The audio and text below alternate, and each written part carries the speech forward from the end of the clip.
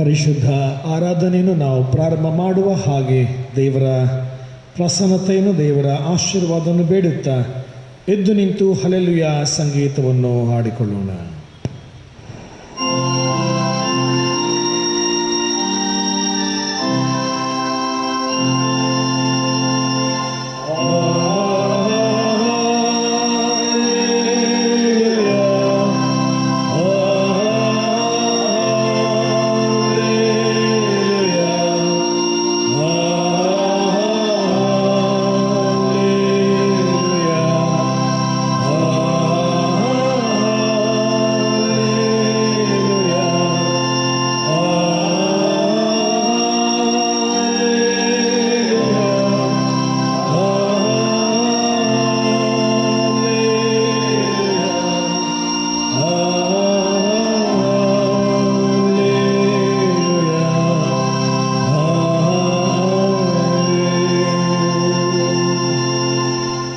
ಪ್ರಾರ್ಥನೆ ಮಾಡೋಣ.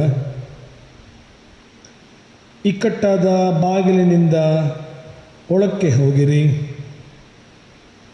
ನಾಶಕ್ಕೆ ಹೋಗುವ ಬಾಗಿಲು ದೊಡ್ಡದು, ದಾರಿ ಅಗಲವು, ಅದರಲ್ಲಿ ಹೋಗುವವರು ಬಹುಜನ.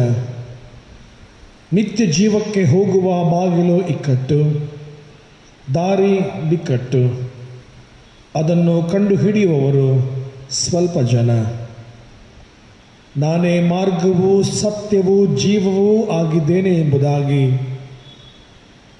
ಅಭಯ ವಚನವನ್ನು ನೀಡಿ ನಮ್ಮನ್ನು ಆಶೀರ್ವದಿಸಿದಂಥ ಯೇಸು ಸ್ವಾಮಿಯಲ್ಲಿ ತಂದೆಯಾದ ದೇವರೇ,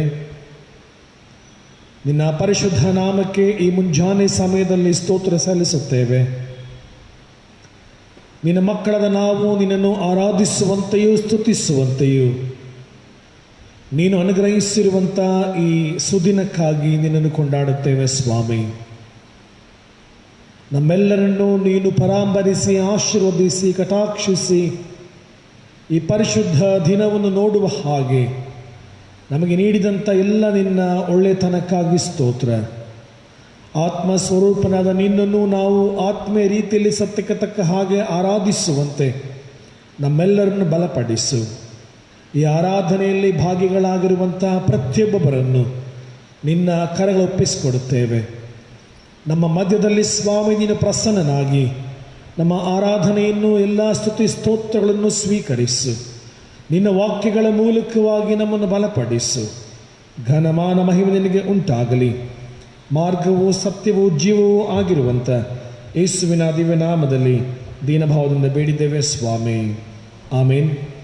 ನಾವು ಹಾಗೆ ನಿಂತಿರುವಾಗ 48ನೇ ಸಂಗೀತವನ್ನು ದೇವರ ಮಹಿಮೆಗಾಗಿ ಹಾಡುವ 48ನೇ ಸಂಗೀತ, ಹೇಗೆ ದಯವುಳ್ಳ ಯೇಸು ನಿನ್ನ ಕೃಪೆ ಹಾಡಲಿ.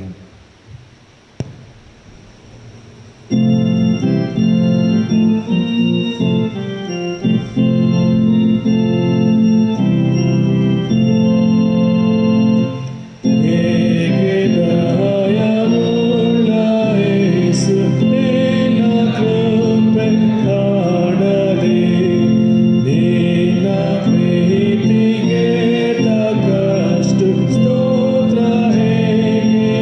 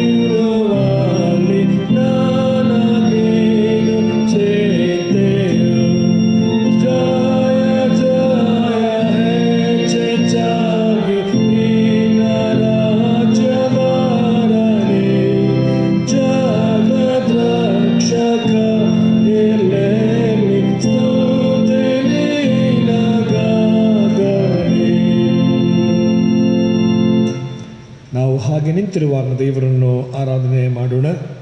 ಹುದುವಾದ ದೇವರ ಆರಾಧಕ್ರಮ ಪುಸ್ತಕದ 123ನೇ ಪುಟವನ್ನು ಅನುಸರಿಸೋಣ. ಪುಟ 123. ಕೃತಜ್ಞತಾ ಸ್ತುತಿಯೊಡನೆ ಆತನ ಮಂದಿರ ದ್ವಾರಗಳಿಗೂ ಕೀರ್ತನೆಯೊಡನೆ ಆತನ ಅಂಗಳಗಳಿಗೂ ಬನ್ನಿರಿ. ಆತನ ಉಪಕಾರ ಸ್ಮರಿಸಿರಿ, ಆತನ ನಾಮವನ್ನು ಕೊಂಡಾಡಿರಿ. ಕರ್ತನು ಒಳ್ಳೆಯವನು, ಆತನ ಕೃಪೆಯು ಯುಗ ಯುಗಕ್ಕೂ ಆತನ ಸತ್ಯತೆಯು ತಲತಲಾಂತರಕ್ಕೂ ಇರುವವು. ಬನ್ನಿರಿ, ನಮ್ಮ ನಿರ್ಮಾಣಕನಾದ ಕರ್ತನಿಗೆ ಸಾಷ್ಟಾಂಗವರೆಗೆ ಆರಾಧಿಸೋಣ.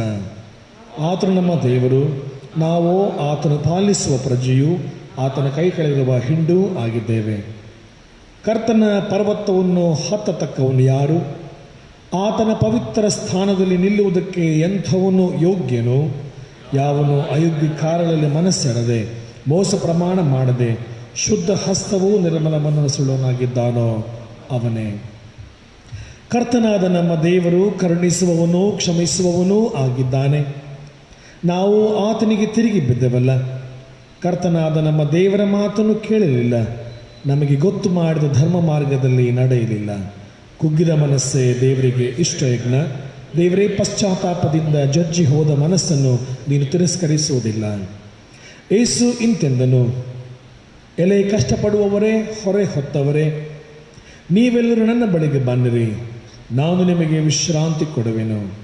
ನಾನು ಎದ್ದು ನನ್ನ ತಂದೆ ಬಳಿಗೆ ಹೋಗಿ ಆತನಿಗೆ, ಅಪ್ಪ, ಪರಲೋಕಕ್ಕೆ ವಿರೋಧವಾಗಿಯೂ ನಿನ್ನ ಮುಂದೆಯೂ ಪಾಪ ಮಾಡಿದ್ದೇನೆ ಎಂದು ಹೇಳುವೆನು. ಕರ್ತನೇ, ನನ್ನ ಶರಣನೇ, ನನ್ನ ವಿಮೋಚಕನೇ, ನನ್ನ ಮಾತುಗಳು ನನ್ನ ಹೃದಯದ ಧ್ಯಾನವು ನಿನಗೆ ಸಮರ್ಪಕವಾಗಿರಲಿ. ದಯಮಾಡಿ ಕುಳಿತುಕೊಳ್ಳುವಂತೆ ವಿನಂತಿ. ದೇವರ ಸನ್ನಿಧಾನದಲ್ಲಿ ನಾವು ಹಾಗೆ ಕ್ಷಣ ಹೊತ್ತು ಮೌನವಾಗಿದ್ದು, ಕಳೆದ ವಾರದಲ್ಲಿ ನಾವು ತಿಳಿದು ತಿಳಿಯದೆಯೋ ಮಾಡಿದಂಥ ನಮ್ಮ ಎಲ್ಲ ತಪ್ಪುಗಳಿಗಾಗಿಯೂ ಬಲಹೀನತೆಗಳಿಗಾಗಿಯೂ ದೇವರು ನಮ್ಮನ್ನು ಕ್ಷಮಿಸಲಿ ಎಂಬುದಾಗಿ ನಾವು ಪ್ರಾರ್ಥನೆ ಮಾಡಿಕೊಳ್ಳೋಣ.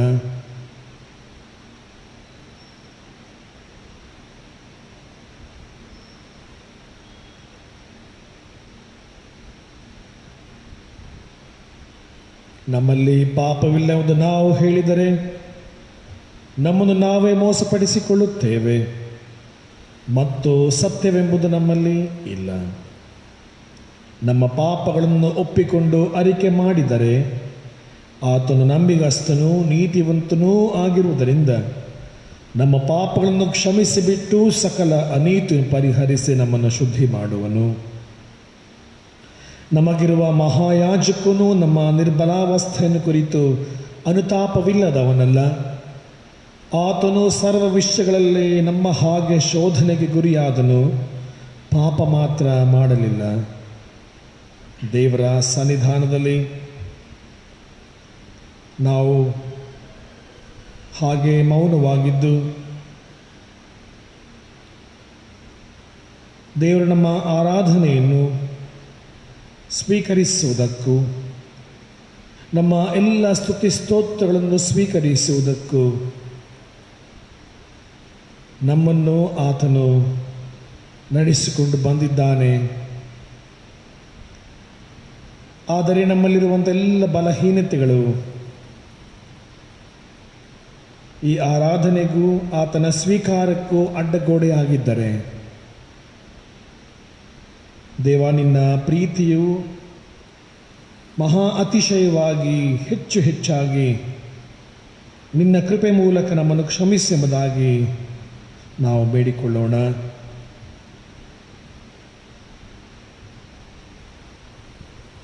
ನೂರ 26ನೇ ಪುಟದಲ್ಲಿರುವ ಪಾಪದರಿಕೆ ಪ್ರಾರ್ಥನೆಯನ್ನು ನಾವೆಲ್ಲರೂ ಒಟ್ಟಾಗಿ ಅರಿಕೆ ಮಾಡುವ.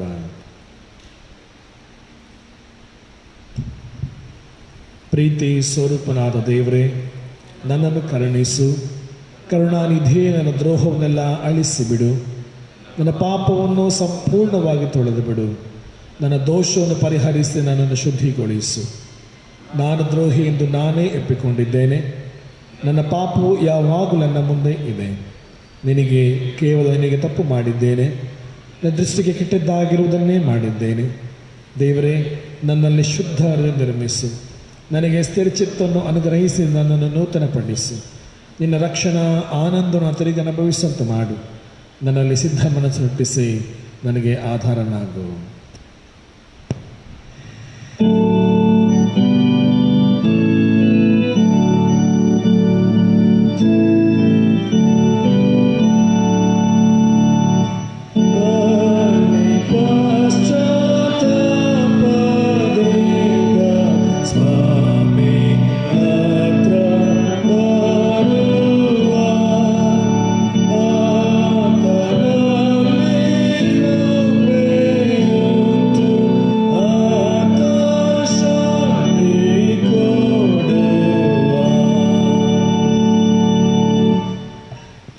ಕೃಪಾಳು ಪ್ರಭುವೇ,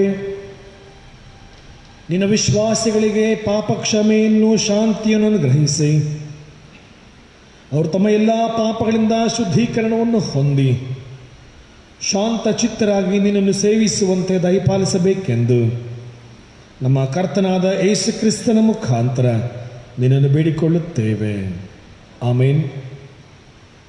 ದೇವರಿಗೆ ನಮ್ಮ ಸ್ತುತಿ ಸ್ತೋತ್ರಗಳನ್ನು ಸಲ್ಲಿಸುವ ಹಾಗೆ ನಾವು ಕುಳಿತುಕೊಂಡೇ ಸ್ತುತಿಗೀತೆಗಳನ್ನು ಹಾಡಿಕೊಳ್ಳೋಣ. 67ನೇ ಸ್ತುತಿಗೀತೆ. ಎಲ್ಲ ಕಾಲದಳು ಎಲ್ಲ ವೇಳೆಯಳು ರಕ್ಷಕ ನಿನ್ನನ್ನೇ ಸ್ತುತಿಪೆ.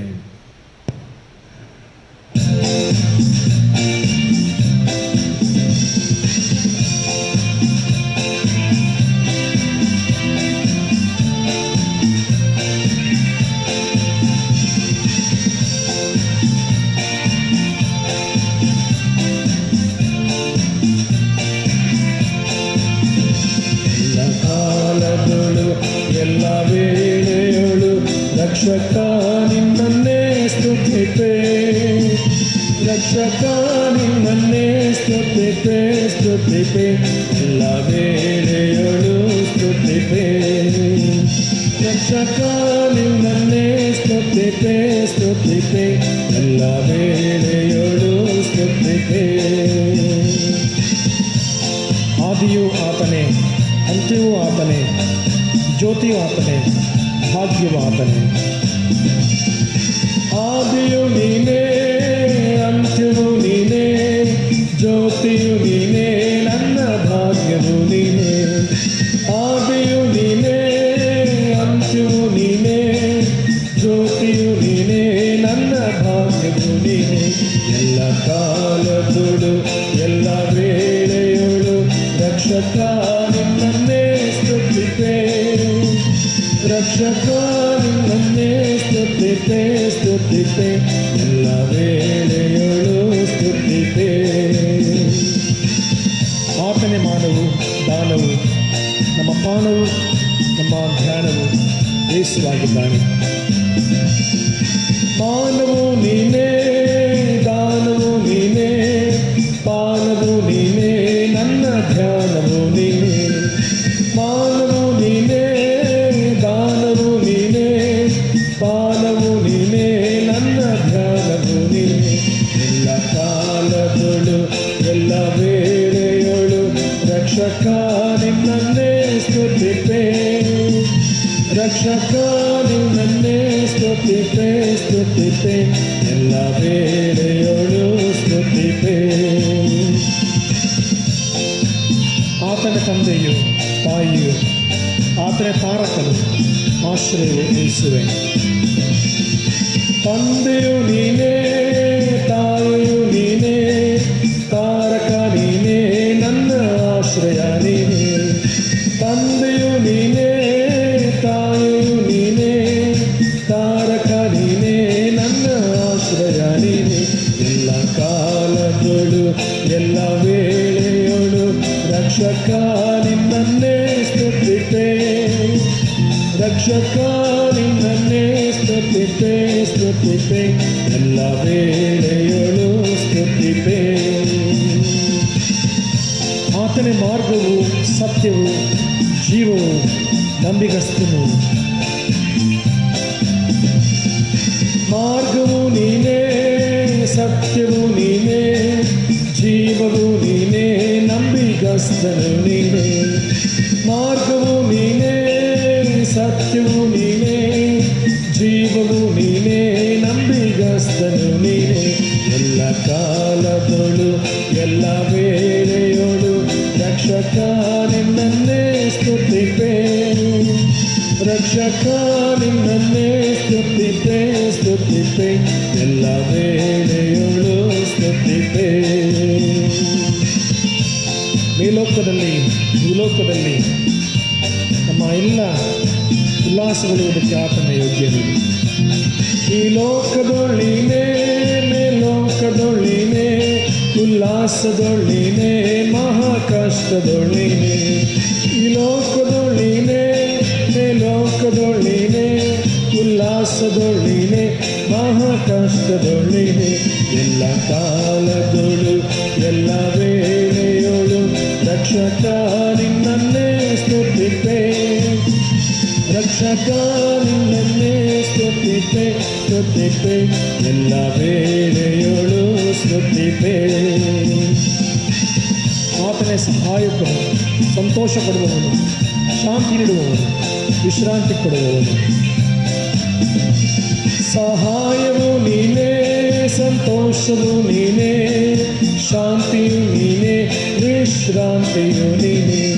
ಸಹಾಯವು ನೀನೇ, ಸಂತೋಷವು ನೀನೇ, ಶಾಂತಿಯು ನೀನೇ, ವಿಶ್ರಾಂತಿಯು ನೀನೇ. ಎಲ್ಲ ಕಾಲದೊಳು ಎಲ್ಲ ವೇಳೆಯೊಳು ರಕ್ಷಕ ನಿನ್ನನ್ನೇ ಸ್ತುತಿಪೆ, ರಕ್ಷಕ ನಿನ್ನನ್ನೇ ಸ್ತುತಿಪೆ, ಸ್ತುತಿಪೆ ಎಲ್ಲ ವೇಳೆಯೊಳು ಸ್ತುತಿಪೆ. ರಕ್ಷಕ ನಿನ್ನನ್ನೇ ಸ್ತುತಿಪೆ, ಸ್ತುತಿಪೆ ಎಲ್ಲ ವೇಳೆಯೊಳು ಸ್ತುತಿಪೆ.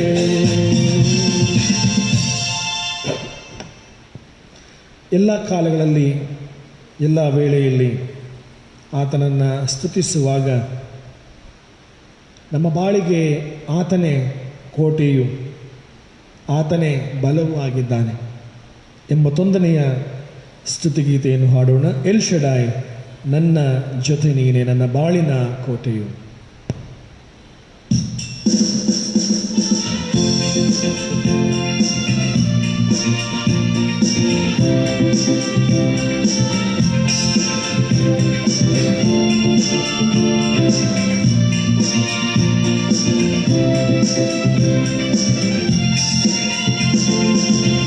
ಎಲ್ ಶಡಾಯ್ ನನ್ನ ಜೊತೆ ನೀನೇ, ನನ್ನ ಬಾಳಿನ ಕೋಟೆಯು. ಎಲ್ ಶಡಾಯ್ ನನ್ನ ಜೊತೆ ನೀನೇ, ನನ್ನ ಬಾಳಿನ ಕೋಟೆಯು. ಏನೆಲ್ಲ ಅದ್ಭುತ ನನ್ನ ಬಾಳಲ್ಲಿ ಮಾಡಿದೆ, ಏನೆಲ್ಲ ಅದ್ಭುತ ನನ್ನ ಬಾಳಲ್ಲಿ ಮಾಡಿದೆ. ನನ್ನ ಬಾಳಿನ ಬಲ ನೀನೇ, ನನ್ನ ಬಾಳಿನ ಬಲ ನೀನೇ. ಎಲ್ ಶಡಾಯ್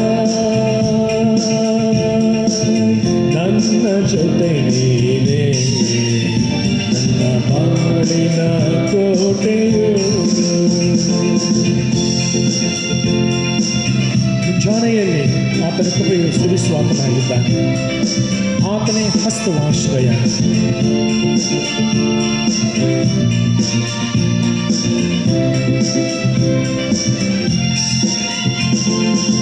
ಮುಂಜಾನೆಯಲ್ಲಿ ಕೃಪೆಯ ಸುರಿಸುವ ಆತ್ಮನೇ ಸ್ತೋತ್ರ.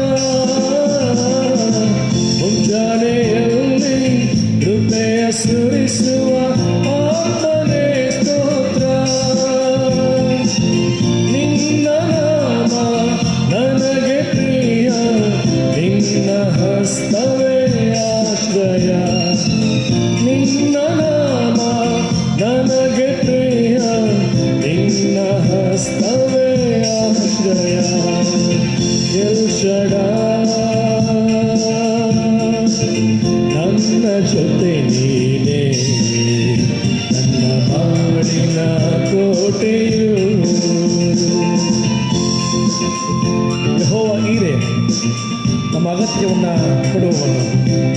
ಯೆಹೋವ ಶಾಲೋಮ್, ಸಮಾಧಾನ ಕೊಡುವಂಥ ದೇವರು.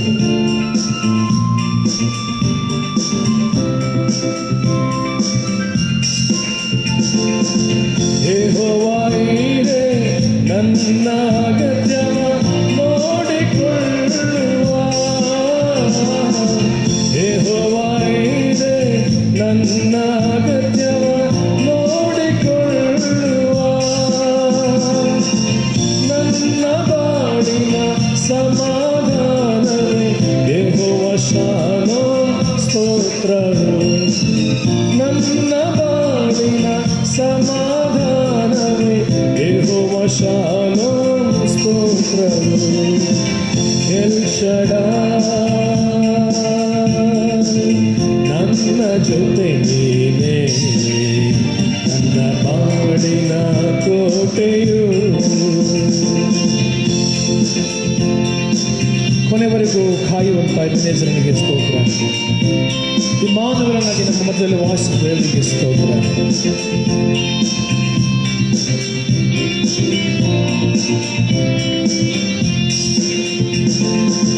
ಕೊನೆಯವರೆಗೂ ಕಾಯ್ದು ನಡೆಸುವ ಎಬೆನೆಜರೇ ಸ್ತೋತ್ರ, ಕೊನೆಯವರೆಗೂ ಕಾಯ್ದು ನಡೆಸುವ ಎಬೆನೆಜರೇ ಸ್ತೋತ್ರ. ಎಲ್ಲ ದಿನವೂ ಜೊತೆಯಲ್ಲಿರುವ ಇಮ್ಮಾನುವೇಲನೇ ಸ್ತೋತ್ರವು, ಎಲ್ಲ ದಿನವೂ ಜೊತೆಯಲ್ಲಿರುವ ಇಮ್ಮಾನುವೇಲನೇ ಸ್ತೋತ್ರವು. ಎಲ್ ಶಡಾಯ್ ನನ್ನ ಜೊತೆ ನೀನೇ, ನನ್ನ ಬಾಳಿನ ಕೋಟೆಯು. ಯೆಹೋವ ರಾಫ, ಎಲ್ಲ ದಿನದ ಪರಿಹಾರ ಮಾಡುವ ಯೆಹೋವ ನಿಸ್ಸಿ, ನಮಗೆ ಜಯ ಕೊಡುವಂತಹ ದೇವರಿಗೆ ಸ್ತೋತ್ರ ಮಾಡೋಣ.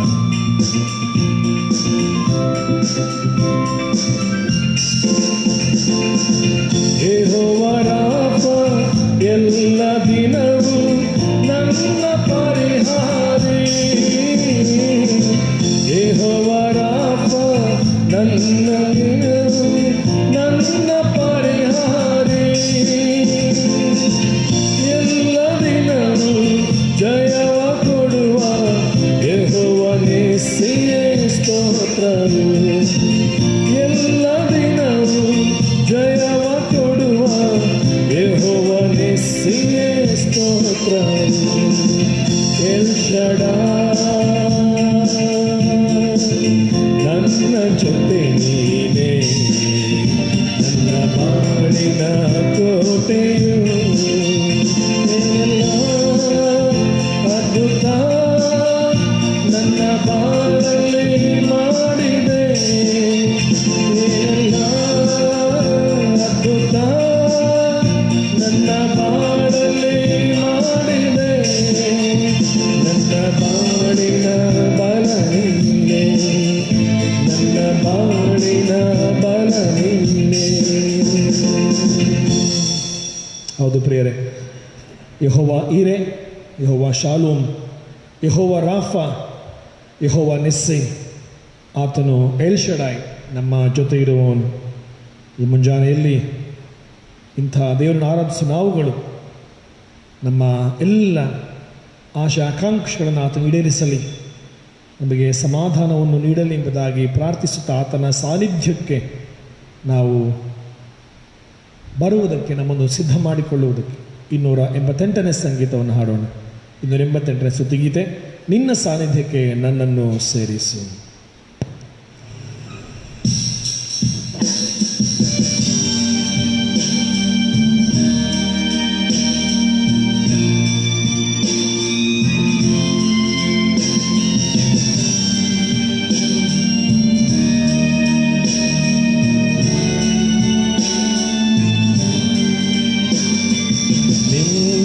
ಸಾನ್ನಿಧ್ಯಕ್ಕೆ ನನ್ನನ್ನು ಸೇರಿಸು.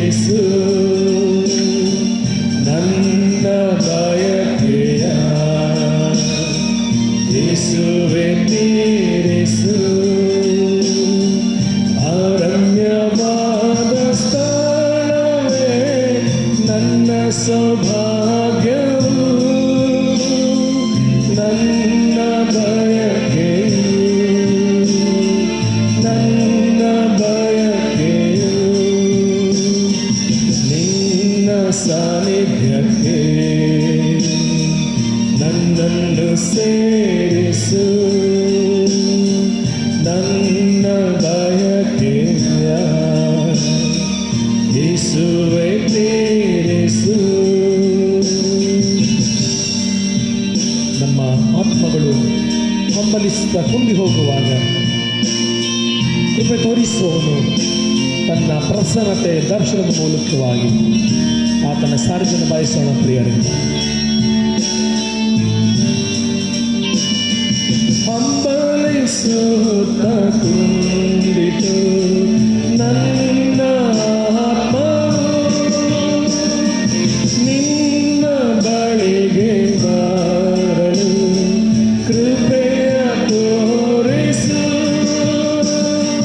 ನಿನ್ನ ದರ್ಶನದಿಂದಲೇ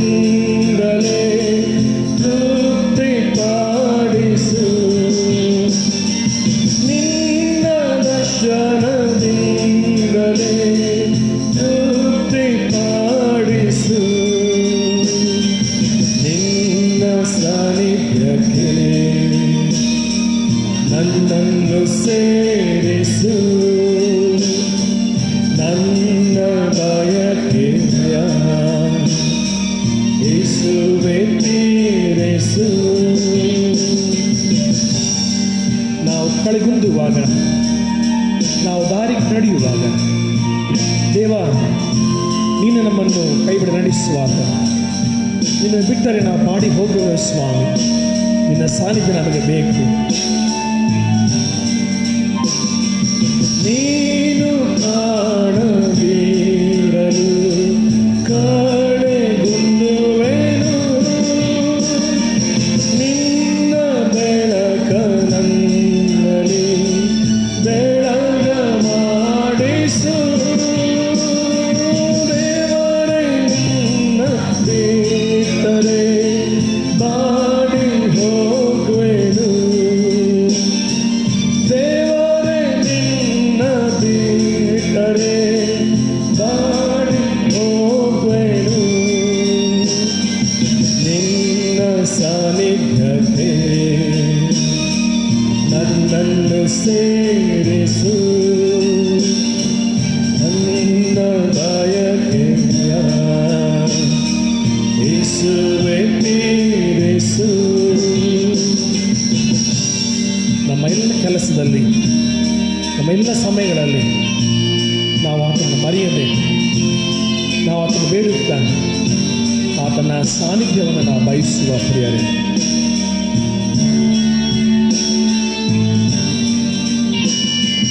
ನನ್ನ ಕೆಲಸದಲ್ಲಿಯೂ ನಿನ್ನನ್ನು ಮರೆಯದೆ, ಎಲ್ಲ ಸಮಯದಲ್ಲಿಯೂ ನಿನ್ನಲ್ಲಿ ಇರಲು ಒಂದೇ ಆಸೆಯನೆಂದಿಗೂ ಬೇಡುತ್ತಿರುವೆನು, ಒಂದೇ ಆಸೆಯನೆಂದಿಗೂ ಬೇಡುತ್ತಿರುವೆನು. ನಿನ್ನ ಸಾನ್ನಿಧ್ಯಕ್ಕೆ ನನ್ನನ್ನು ಸೇರಿಸು, ನನ್ನ ಬಯಕೆಯ ಯೇಸುವೇ ತೀರಿಸು. ಅರಣ್ಯವಾದ ಸ್ಥಳವೇ ನನ್ನ ಸೌಭಾಗ್ಯವು, ನನ್ನ ಬಯಕೆಯು, ನನ್ನ ಬಯಕೆಯು.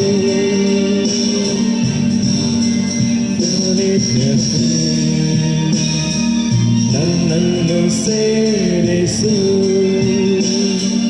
ನನ್ನ ಬಯಕೆಯ ಯೇಸುವೇ ತೀರಿಸು. ಪ್ರಾರ್ಥನೆ ಮಾಡೋಣ. ಹೌದು ನಮ್ಮ ಸ್ವಾಮಿ, ನಿನ್ನ ಸಾನ್ನಿಧ್ಯ ನಮಗೆ ಅಗತ್ಯ. ಆ ರಮ್ಯವಾದಂತಹ ಸ್ಥಳವೇ ನನ್ನ ಸೌಭಾಗ್ಯವು, ನನ್ನ ಬಯಕೆಯು. ಈ ಮುಂಜಾನೆ ಸಮಯದಲ್ಲಿ ಸ್ವಾಮಿ ನಿನ್ನನ್ನು ಹರ್ಷದಿಂದ ಉಲ್ಲಾಸದಿಂದ ಸ್ತುತಿಗೀತೆಗಳನ್ನು ಹಾಡುವ ಹಾಗೆ ಅವಕಾಶವನ್ನು ಗ್ರಹಿಸಿಕೊಟ್ಟೆ. ನೀನು ಯೆಹೋವ ಈರೆಯಾಗಿ, ಯೆಹೋವ ಶಾಲೋಮ್ ಆಗಿ, ಎಬಿನೇಜರನಾಗಿ, ಇಮ್ಮಾನುವೇಲನಾಗಿ, ಯೆಹೋವ ರಾಫ ಆಗಿ, ಯೆಹೋವ ನಿಸ್ಸಿಯಾಗಿ, ಸ್ವಾಮಿ ನಮಗೆ ಎಲ್ ಶಡಾಯ್ ಆಗಿ ಎಲ್ಲ ಕಾಲಗಳಲ್ಲಿಯೂ ಎಲ್ಲ ವೇಳೆಗಳಲ್ಲಿ ನಮ್ಮ ನಡೆಸು ಸ್ವಾಮಿ. ನಿನ್ನ ಸ್ತೋತ್ರ ಮಾಡುತ್ತೇವೆ, ನಿನ್ನನ್ನು ಹಾಡಿಕೊಂಡಾಡುತ್ತಾ ಇದ್ದೇವೆ. ಈ ಮುಂಜಾನೆ ಸಮಯದಲ್ಲಿ ದೇವರೇ ನಮ್ಮೆಲ್ಲ ಸ್ತೋತ್ರಗಳನ್ನು ಸ್ವೀಕರಿಸು. ನಿನ್ನ ವಾಕ್ಯಗಳ ಮೂಲಕವಾಗಿ ನಮ್ಮನ್ನು ಬಲಪಡಿಸಿ ಸಂತೃಪ್ತಿಗೊಳಿಸು. ಘನಮಾನ ಮಹಿಮೆ ನಿನಗೆ ಸಲ್ಲಿಸ್ತೇವೆ. ಯೇಸುವಿನ ನಾಮದಲ್ಲಿ ಬೇಡಿದ್ದೇವೆ ಸ್ವಾಮಿ, ಆಮೆನ್. ಈ ಪರಿಶುದ್ಧ ಆರಾಧನೆಗೆ ನೇಮಕವಾದಂಥ ದೇವರ ವಾಕ್ಯ ಭಾಗವನ್ನು ಹಳೆ ಒಡಂಬಡಿಕೆಯಿಂದ ಕೇಳಿಸಿಕೊಳ್ಳೋಣ.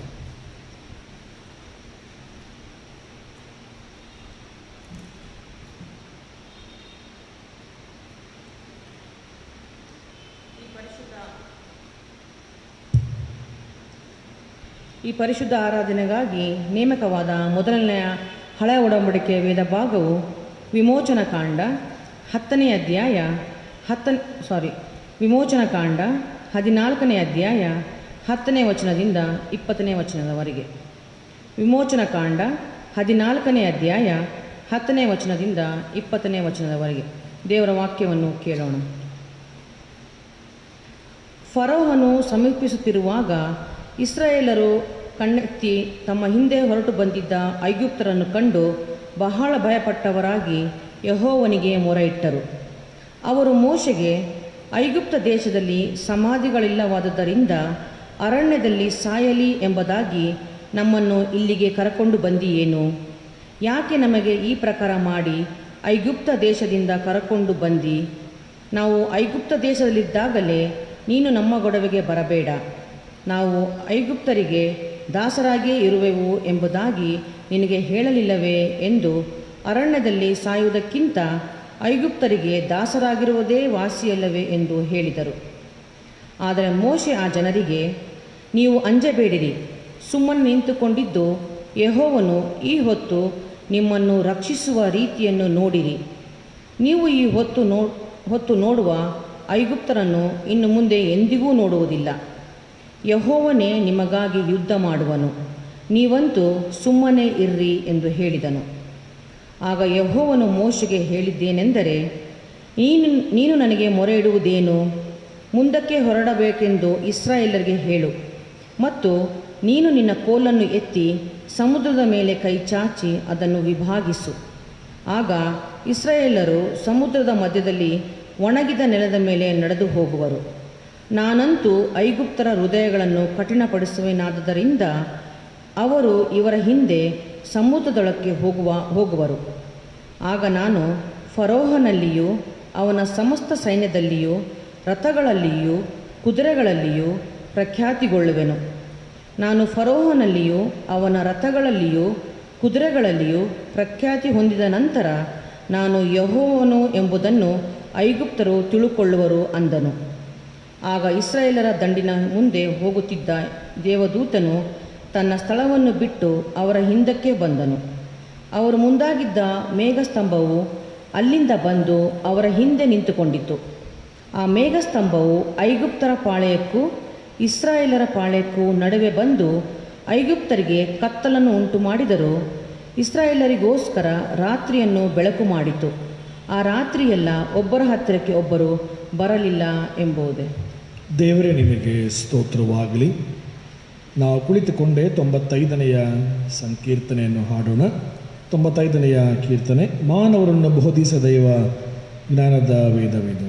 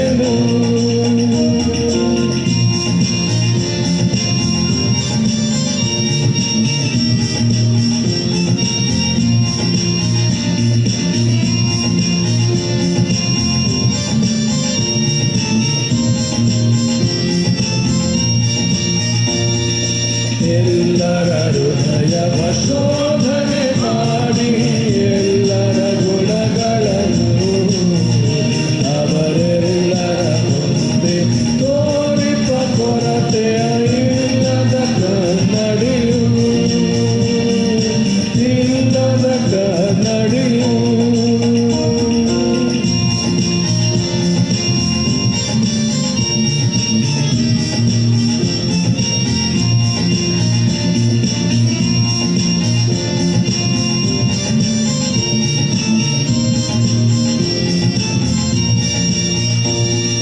ದೇವರು ಕೊಟ್ಟ ಆತ್ಮದ ಖಡ್ಗ ದೇವರ ಘನವೇದ ಇದು ಭಾವಗಳನ್ನು ಛೇದಿಸುವಂಥ ಯೆಹೋವನ ಆಯುಧವು ಯೆಹೋವನ ಆಯುಧವು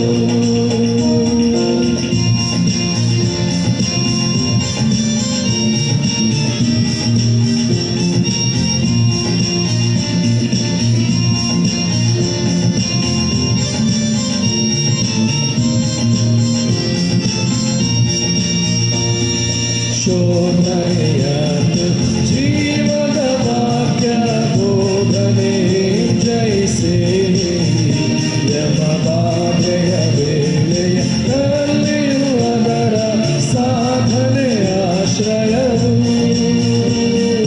ಸಾಧನೆ ಆಶ್ರಯವು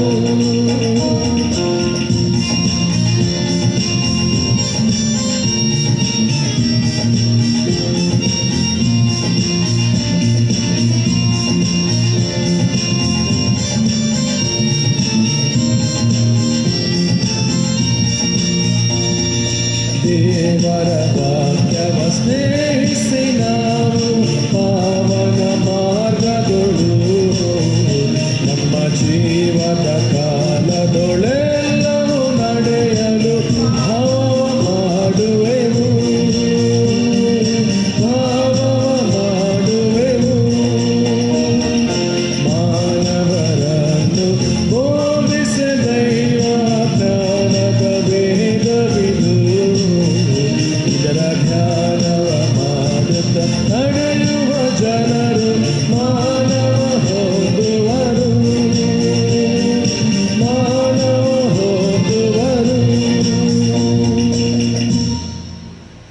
ಸುವಾರ್ಥ ಪಾರಣವನ್ನು ನಾವು ಕೇಳಿಸಿಕೊಳ್ಳುವ ಹಾಗೆ ಎಲ್ಲರೂ ಎದ್ದು ನಿಂತುಕೊಳ್ಳುವಂತೆ ವಿನಂತಿ.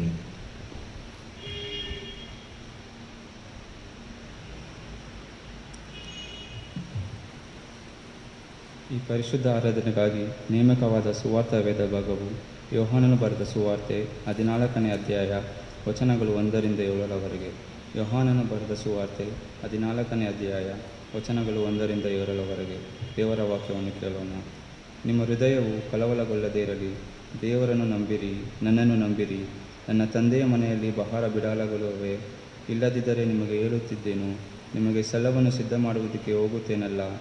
ನಾನು ಹೋಗಿ ನಿಮಗೆ ಸ್ಥಳವನ್ನು ಸಿದ್ಧ ಮಾಡಿದ ಮೇಲೆ ತಿರುಗಿ ಬಂದು ನಿಮ್ಮನ್ನು ಕರೆಕೊಂಡು ಹೋಗಿ ನನ್ನ ಬಳಿಗೆ ಸೇರಿಸಿಕೊಳ್ಳುವೆನು.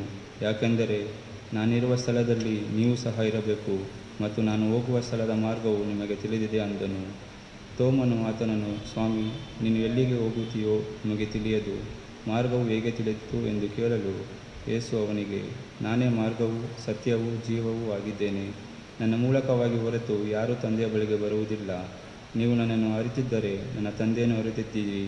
ಈಗಿನಿಂದ ಆತನನ್ನು ಅರಿತುಕೊಂಡಿದ್ದೀರಿ, ಆತನನ್ನು ನೋಡಿದ್ದೀರಲ್ಲ ಎಂದು ಹೇಳಿದನು ಎಂಬುದೇ. ಕ್ರಿಸ್ತನೇ ನಿನಗೆ ಸ್ತೋತ್ರವಾಗಲಿ.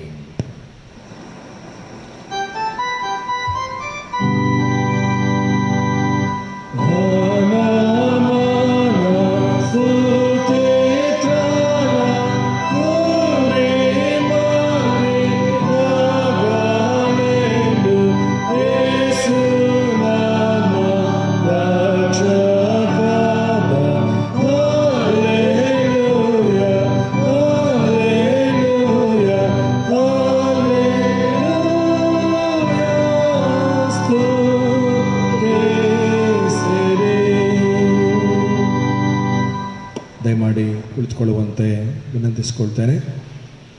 ದೇವರ ವಾಕ್ಯಕ್ಕೆ ನಮ್ಮನ್ನು ನಾವೇ ಸಿದ್ಧ ಮಾಡಿಕೊಳ್ಳುವ ಹಾಗೆ ಪವಿತ್ರಾತ್ಮ ಬಾ ಈ ಸಂಗೀತವನ್ನು ಹಾಡೋಣ. ಎರಡನೇ ಚರಣ ಹಾಡುವ ಏಸುವೆ ಮಾರ್ಗವು, ಏಸುವೆ ಸತ್ಯವು, ಏಸುವೆ ಜೀವವು, ಏಸುವೆ ನನ್ನ ಪ್ರಭು. ಈ ಚರಣವನ್ನು ನಾವು ಹಾಡಿಕೊಳ್ಳೋಣ.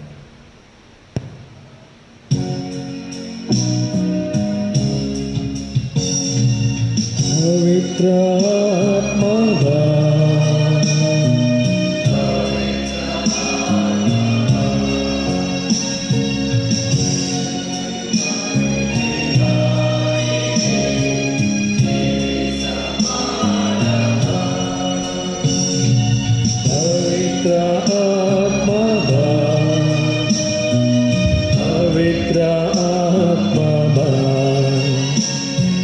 ಯೇಸುವಿನ ಮಹಿಮೆಗಾಗಿಯೇ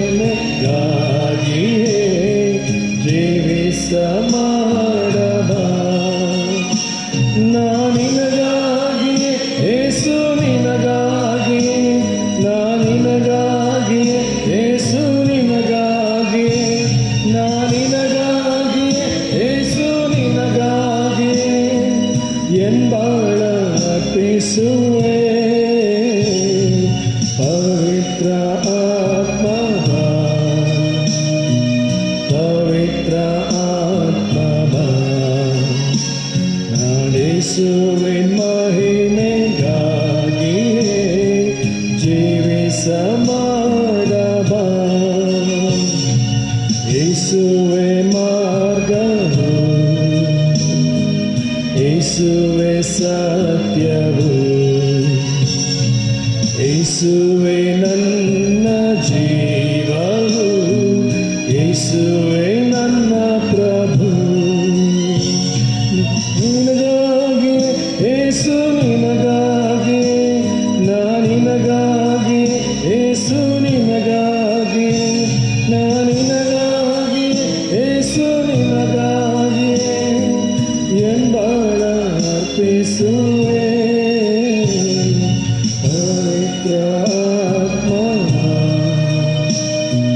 ಪವಿತ್ರ ಆತ್ಮ ಬಾ, ಯೇಸುವಿನ ಮಹಿಮೆಗಾಗಿಯೇ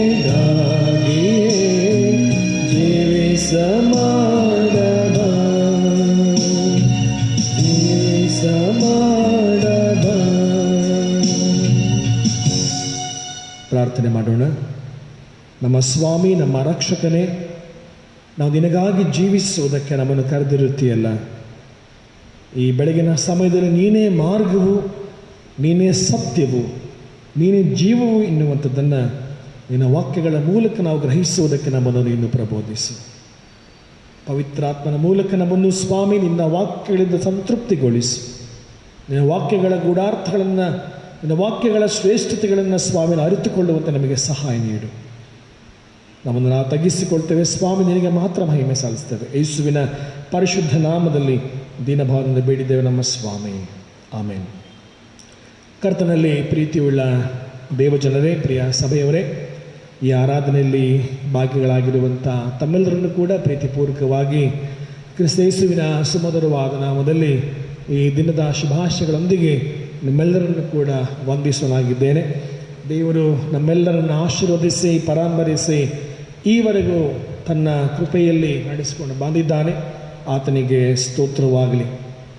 ಈ ಬೆಳಗಿನ ಸಮಯಕ್ಕೆ, ಈ ಪರಿಶುದ್ಧ ದಿನಕ್ಕೆ ನಮಗೆ ನೇಮಕವಾದಂತಹ ಪ್ರಸ್ತಾಪದ ವಿಷಯ believing in Christ the way, ಕ್ರಿಸ್ತನೇ ಮಾರ್ಗವು ಎನ್ನುವುದನ್ನು ನಂಬುವುದು ಎಂಬುದಾಗಿ. Believing in Christ the way, ಯೇಸು ಸ್ವಾಮಿಯೇ ಅಥವಾ ಕ್ರಿಸ್ತನೇ ನಮಗೆ ಮಾರ್ಗವು ಎನ್ನುವುದನ್ನು ನಂಬುವಂಥದ್ದು. ಹೀಗಾಗಿ ಸಾಮಾನ್ಯವಾಗಿ ಎಲ್ಲ ಸಭೆಗಳ ಆ ಒಂದು ಗರ್ಭಗುಡಿಯ ಮೇಲ್ಭಾಗದಲ್ಲಿ ಅಥವಾ ದೇವಾಲಯದ ಯಾವುದಾದ್ರೂ ಒಂದು ಭಾಗದಲ್ಲಿ ಕಾಣುವಂಥ ಒಂದು ವಚನ, ಯೋಹಾನನು ಬರೆದಂತಹ ಸುವಾರ್ತೆಯಲ್ಲಿ ನಾವು ಅದನ್ನು ಈಗ ತಾನೇ ಓದಿ ಕೇಳಿಸಿಕೊಂಡಿದ್ದೇವೆ.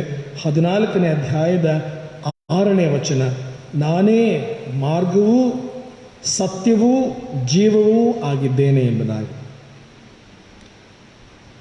ಕನ್ನಡ ಭಾಷೆಯಲ್ಲಾಗಲಿ, ಇಂಗ್ಲಿಷ್ ಭಾಷೆಯಲ್ಲಾಗಲಿ ಅಥವಾ ಯಾವುದೋ ಒಂದು ಭಾಷೆಯಲ್ಲಾಗಲಿ ಈ ಪದಗಳನ್ನು ಬಳಸುವಾಗ ಅಥವಾ ಅಕ್ಷರಗಳಿಗೆ ಆ ಒತ್ತು ದೀರ್ಘಗಳನ್ನು ಕೊಡುವಾಗ ಬಹಳಷ್ಟು ಅರ್ಥ ಇದೆ.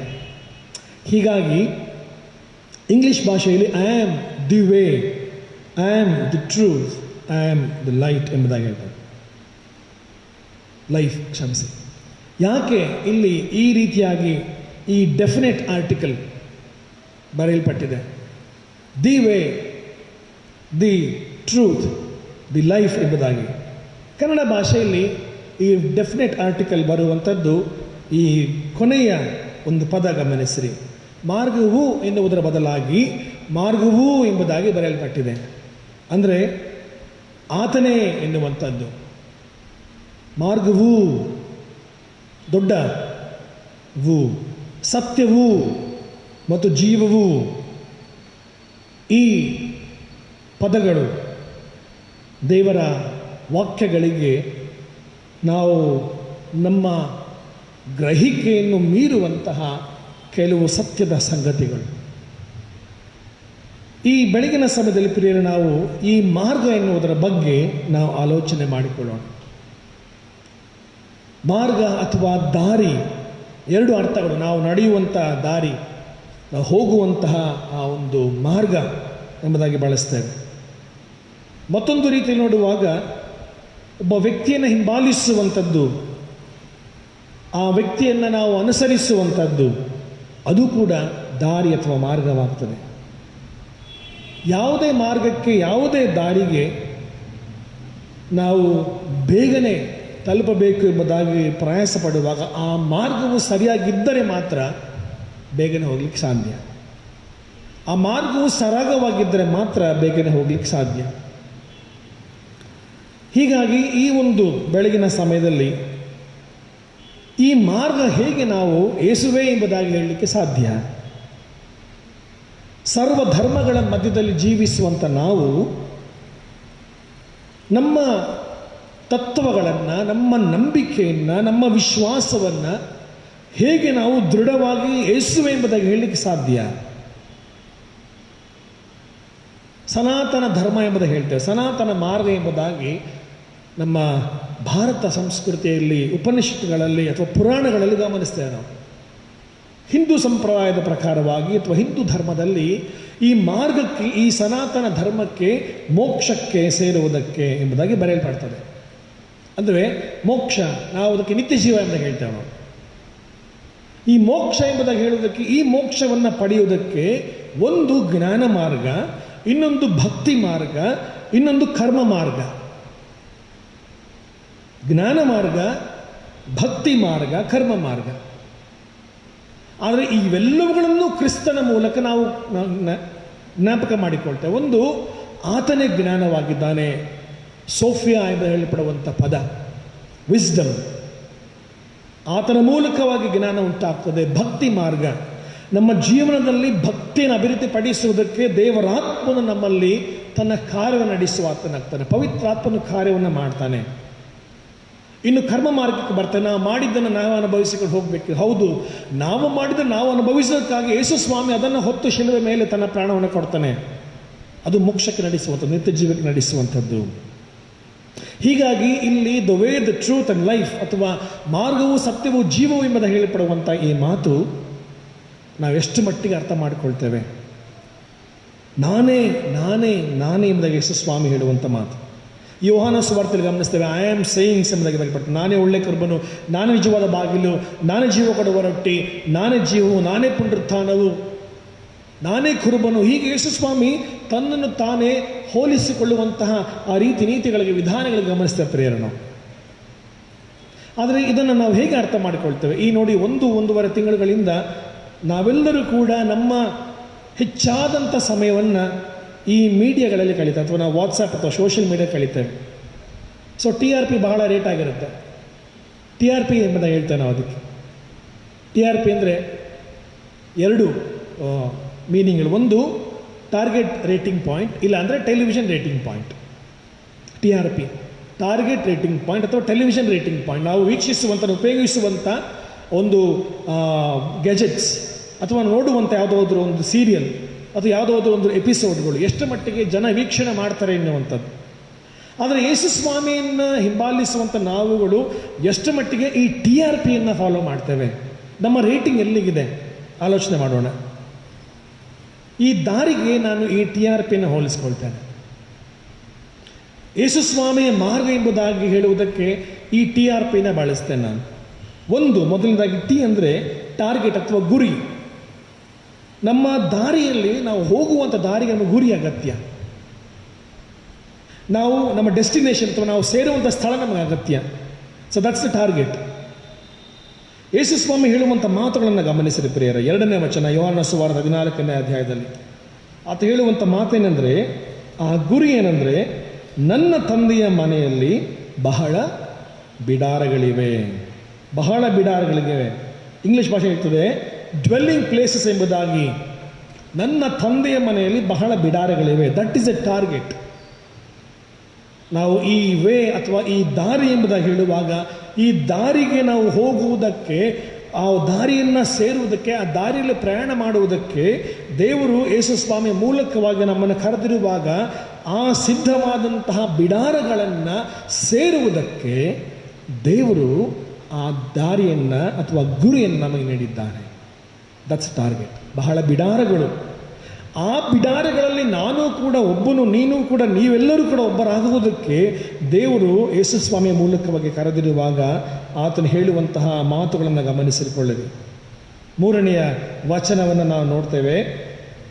ನಾನು ಹೋಗಿ ನಿಮಗೆ ಸ್ಥಳವನ್ನು ಸಿದ್ಧ ಮಾಡಿದ ಮೇಲೆ ತಿರುಗಿ ಬಂದು ನಿಮ್ಮನ್ನು ಕರಕೊಂಡು ಹೋಗಿ ನನ್ನ ಬಳಿಗೆ ಸೇರಿಸಿಕೊಳ್ಳುವನು. 4ನೇ ವಚನ, ಯಾಕಂದರೆ ನಾನಿರುವ ಸ್ಥಳದಲ್ಲಿ ನೀವು ಸಹ ಇರಬೇಕು ಮತ್ತು ನಾನು ಹೋಗುವ ಸ್ಥಳದ ಮಾರ್ಗವೂ ನಿಮಗೆ ತಿಳಿದಿದೆ ಅಂದನು.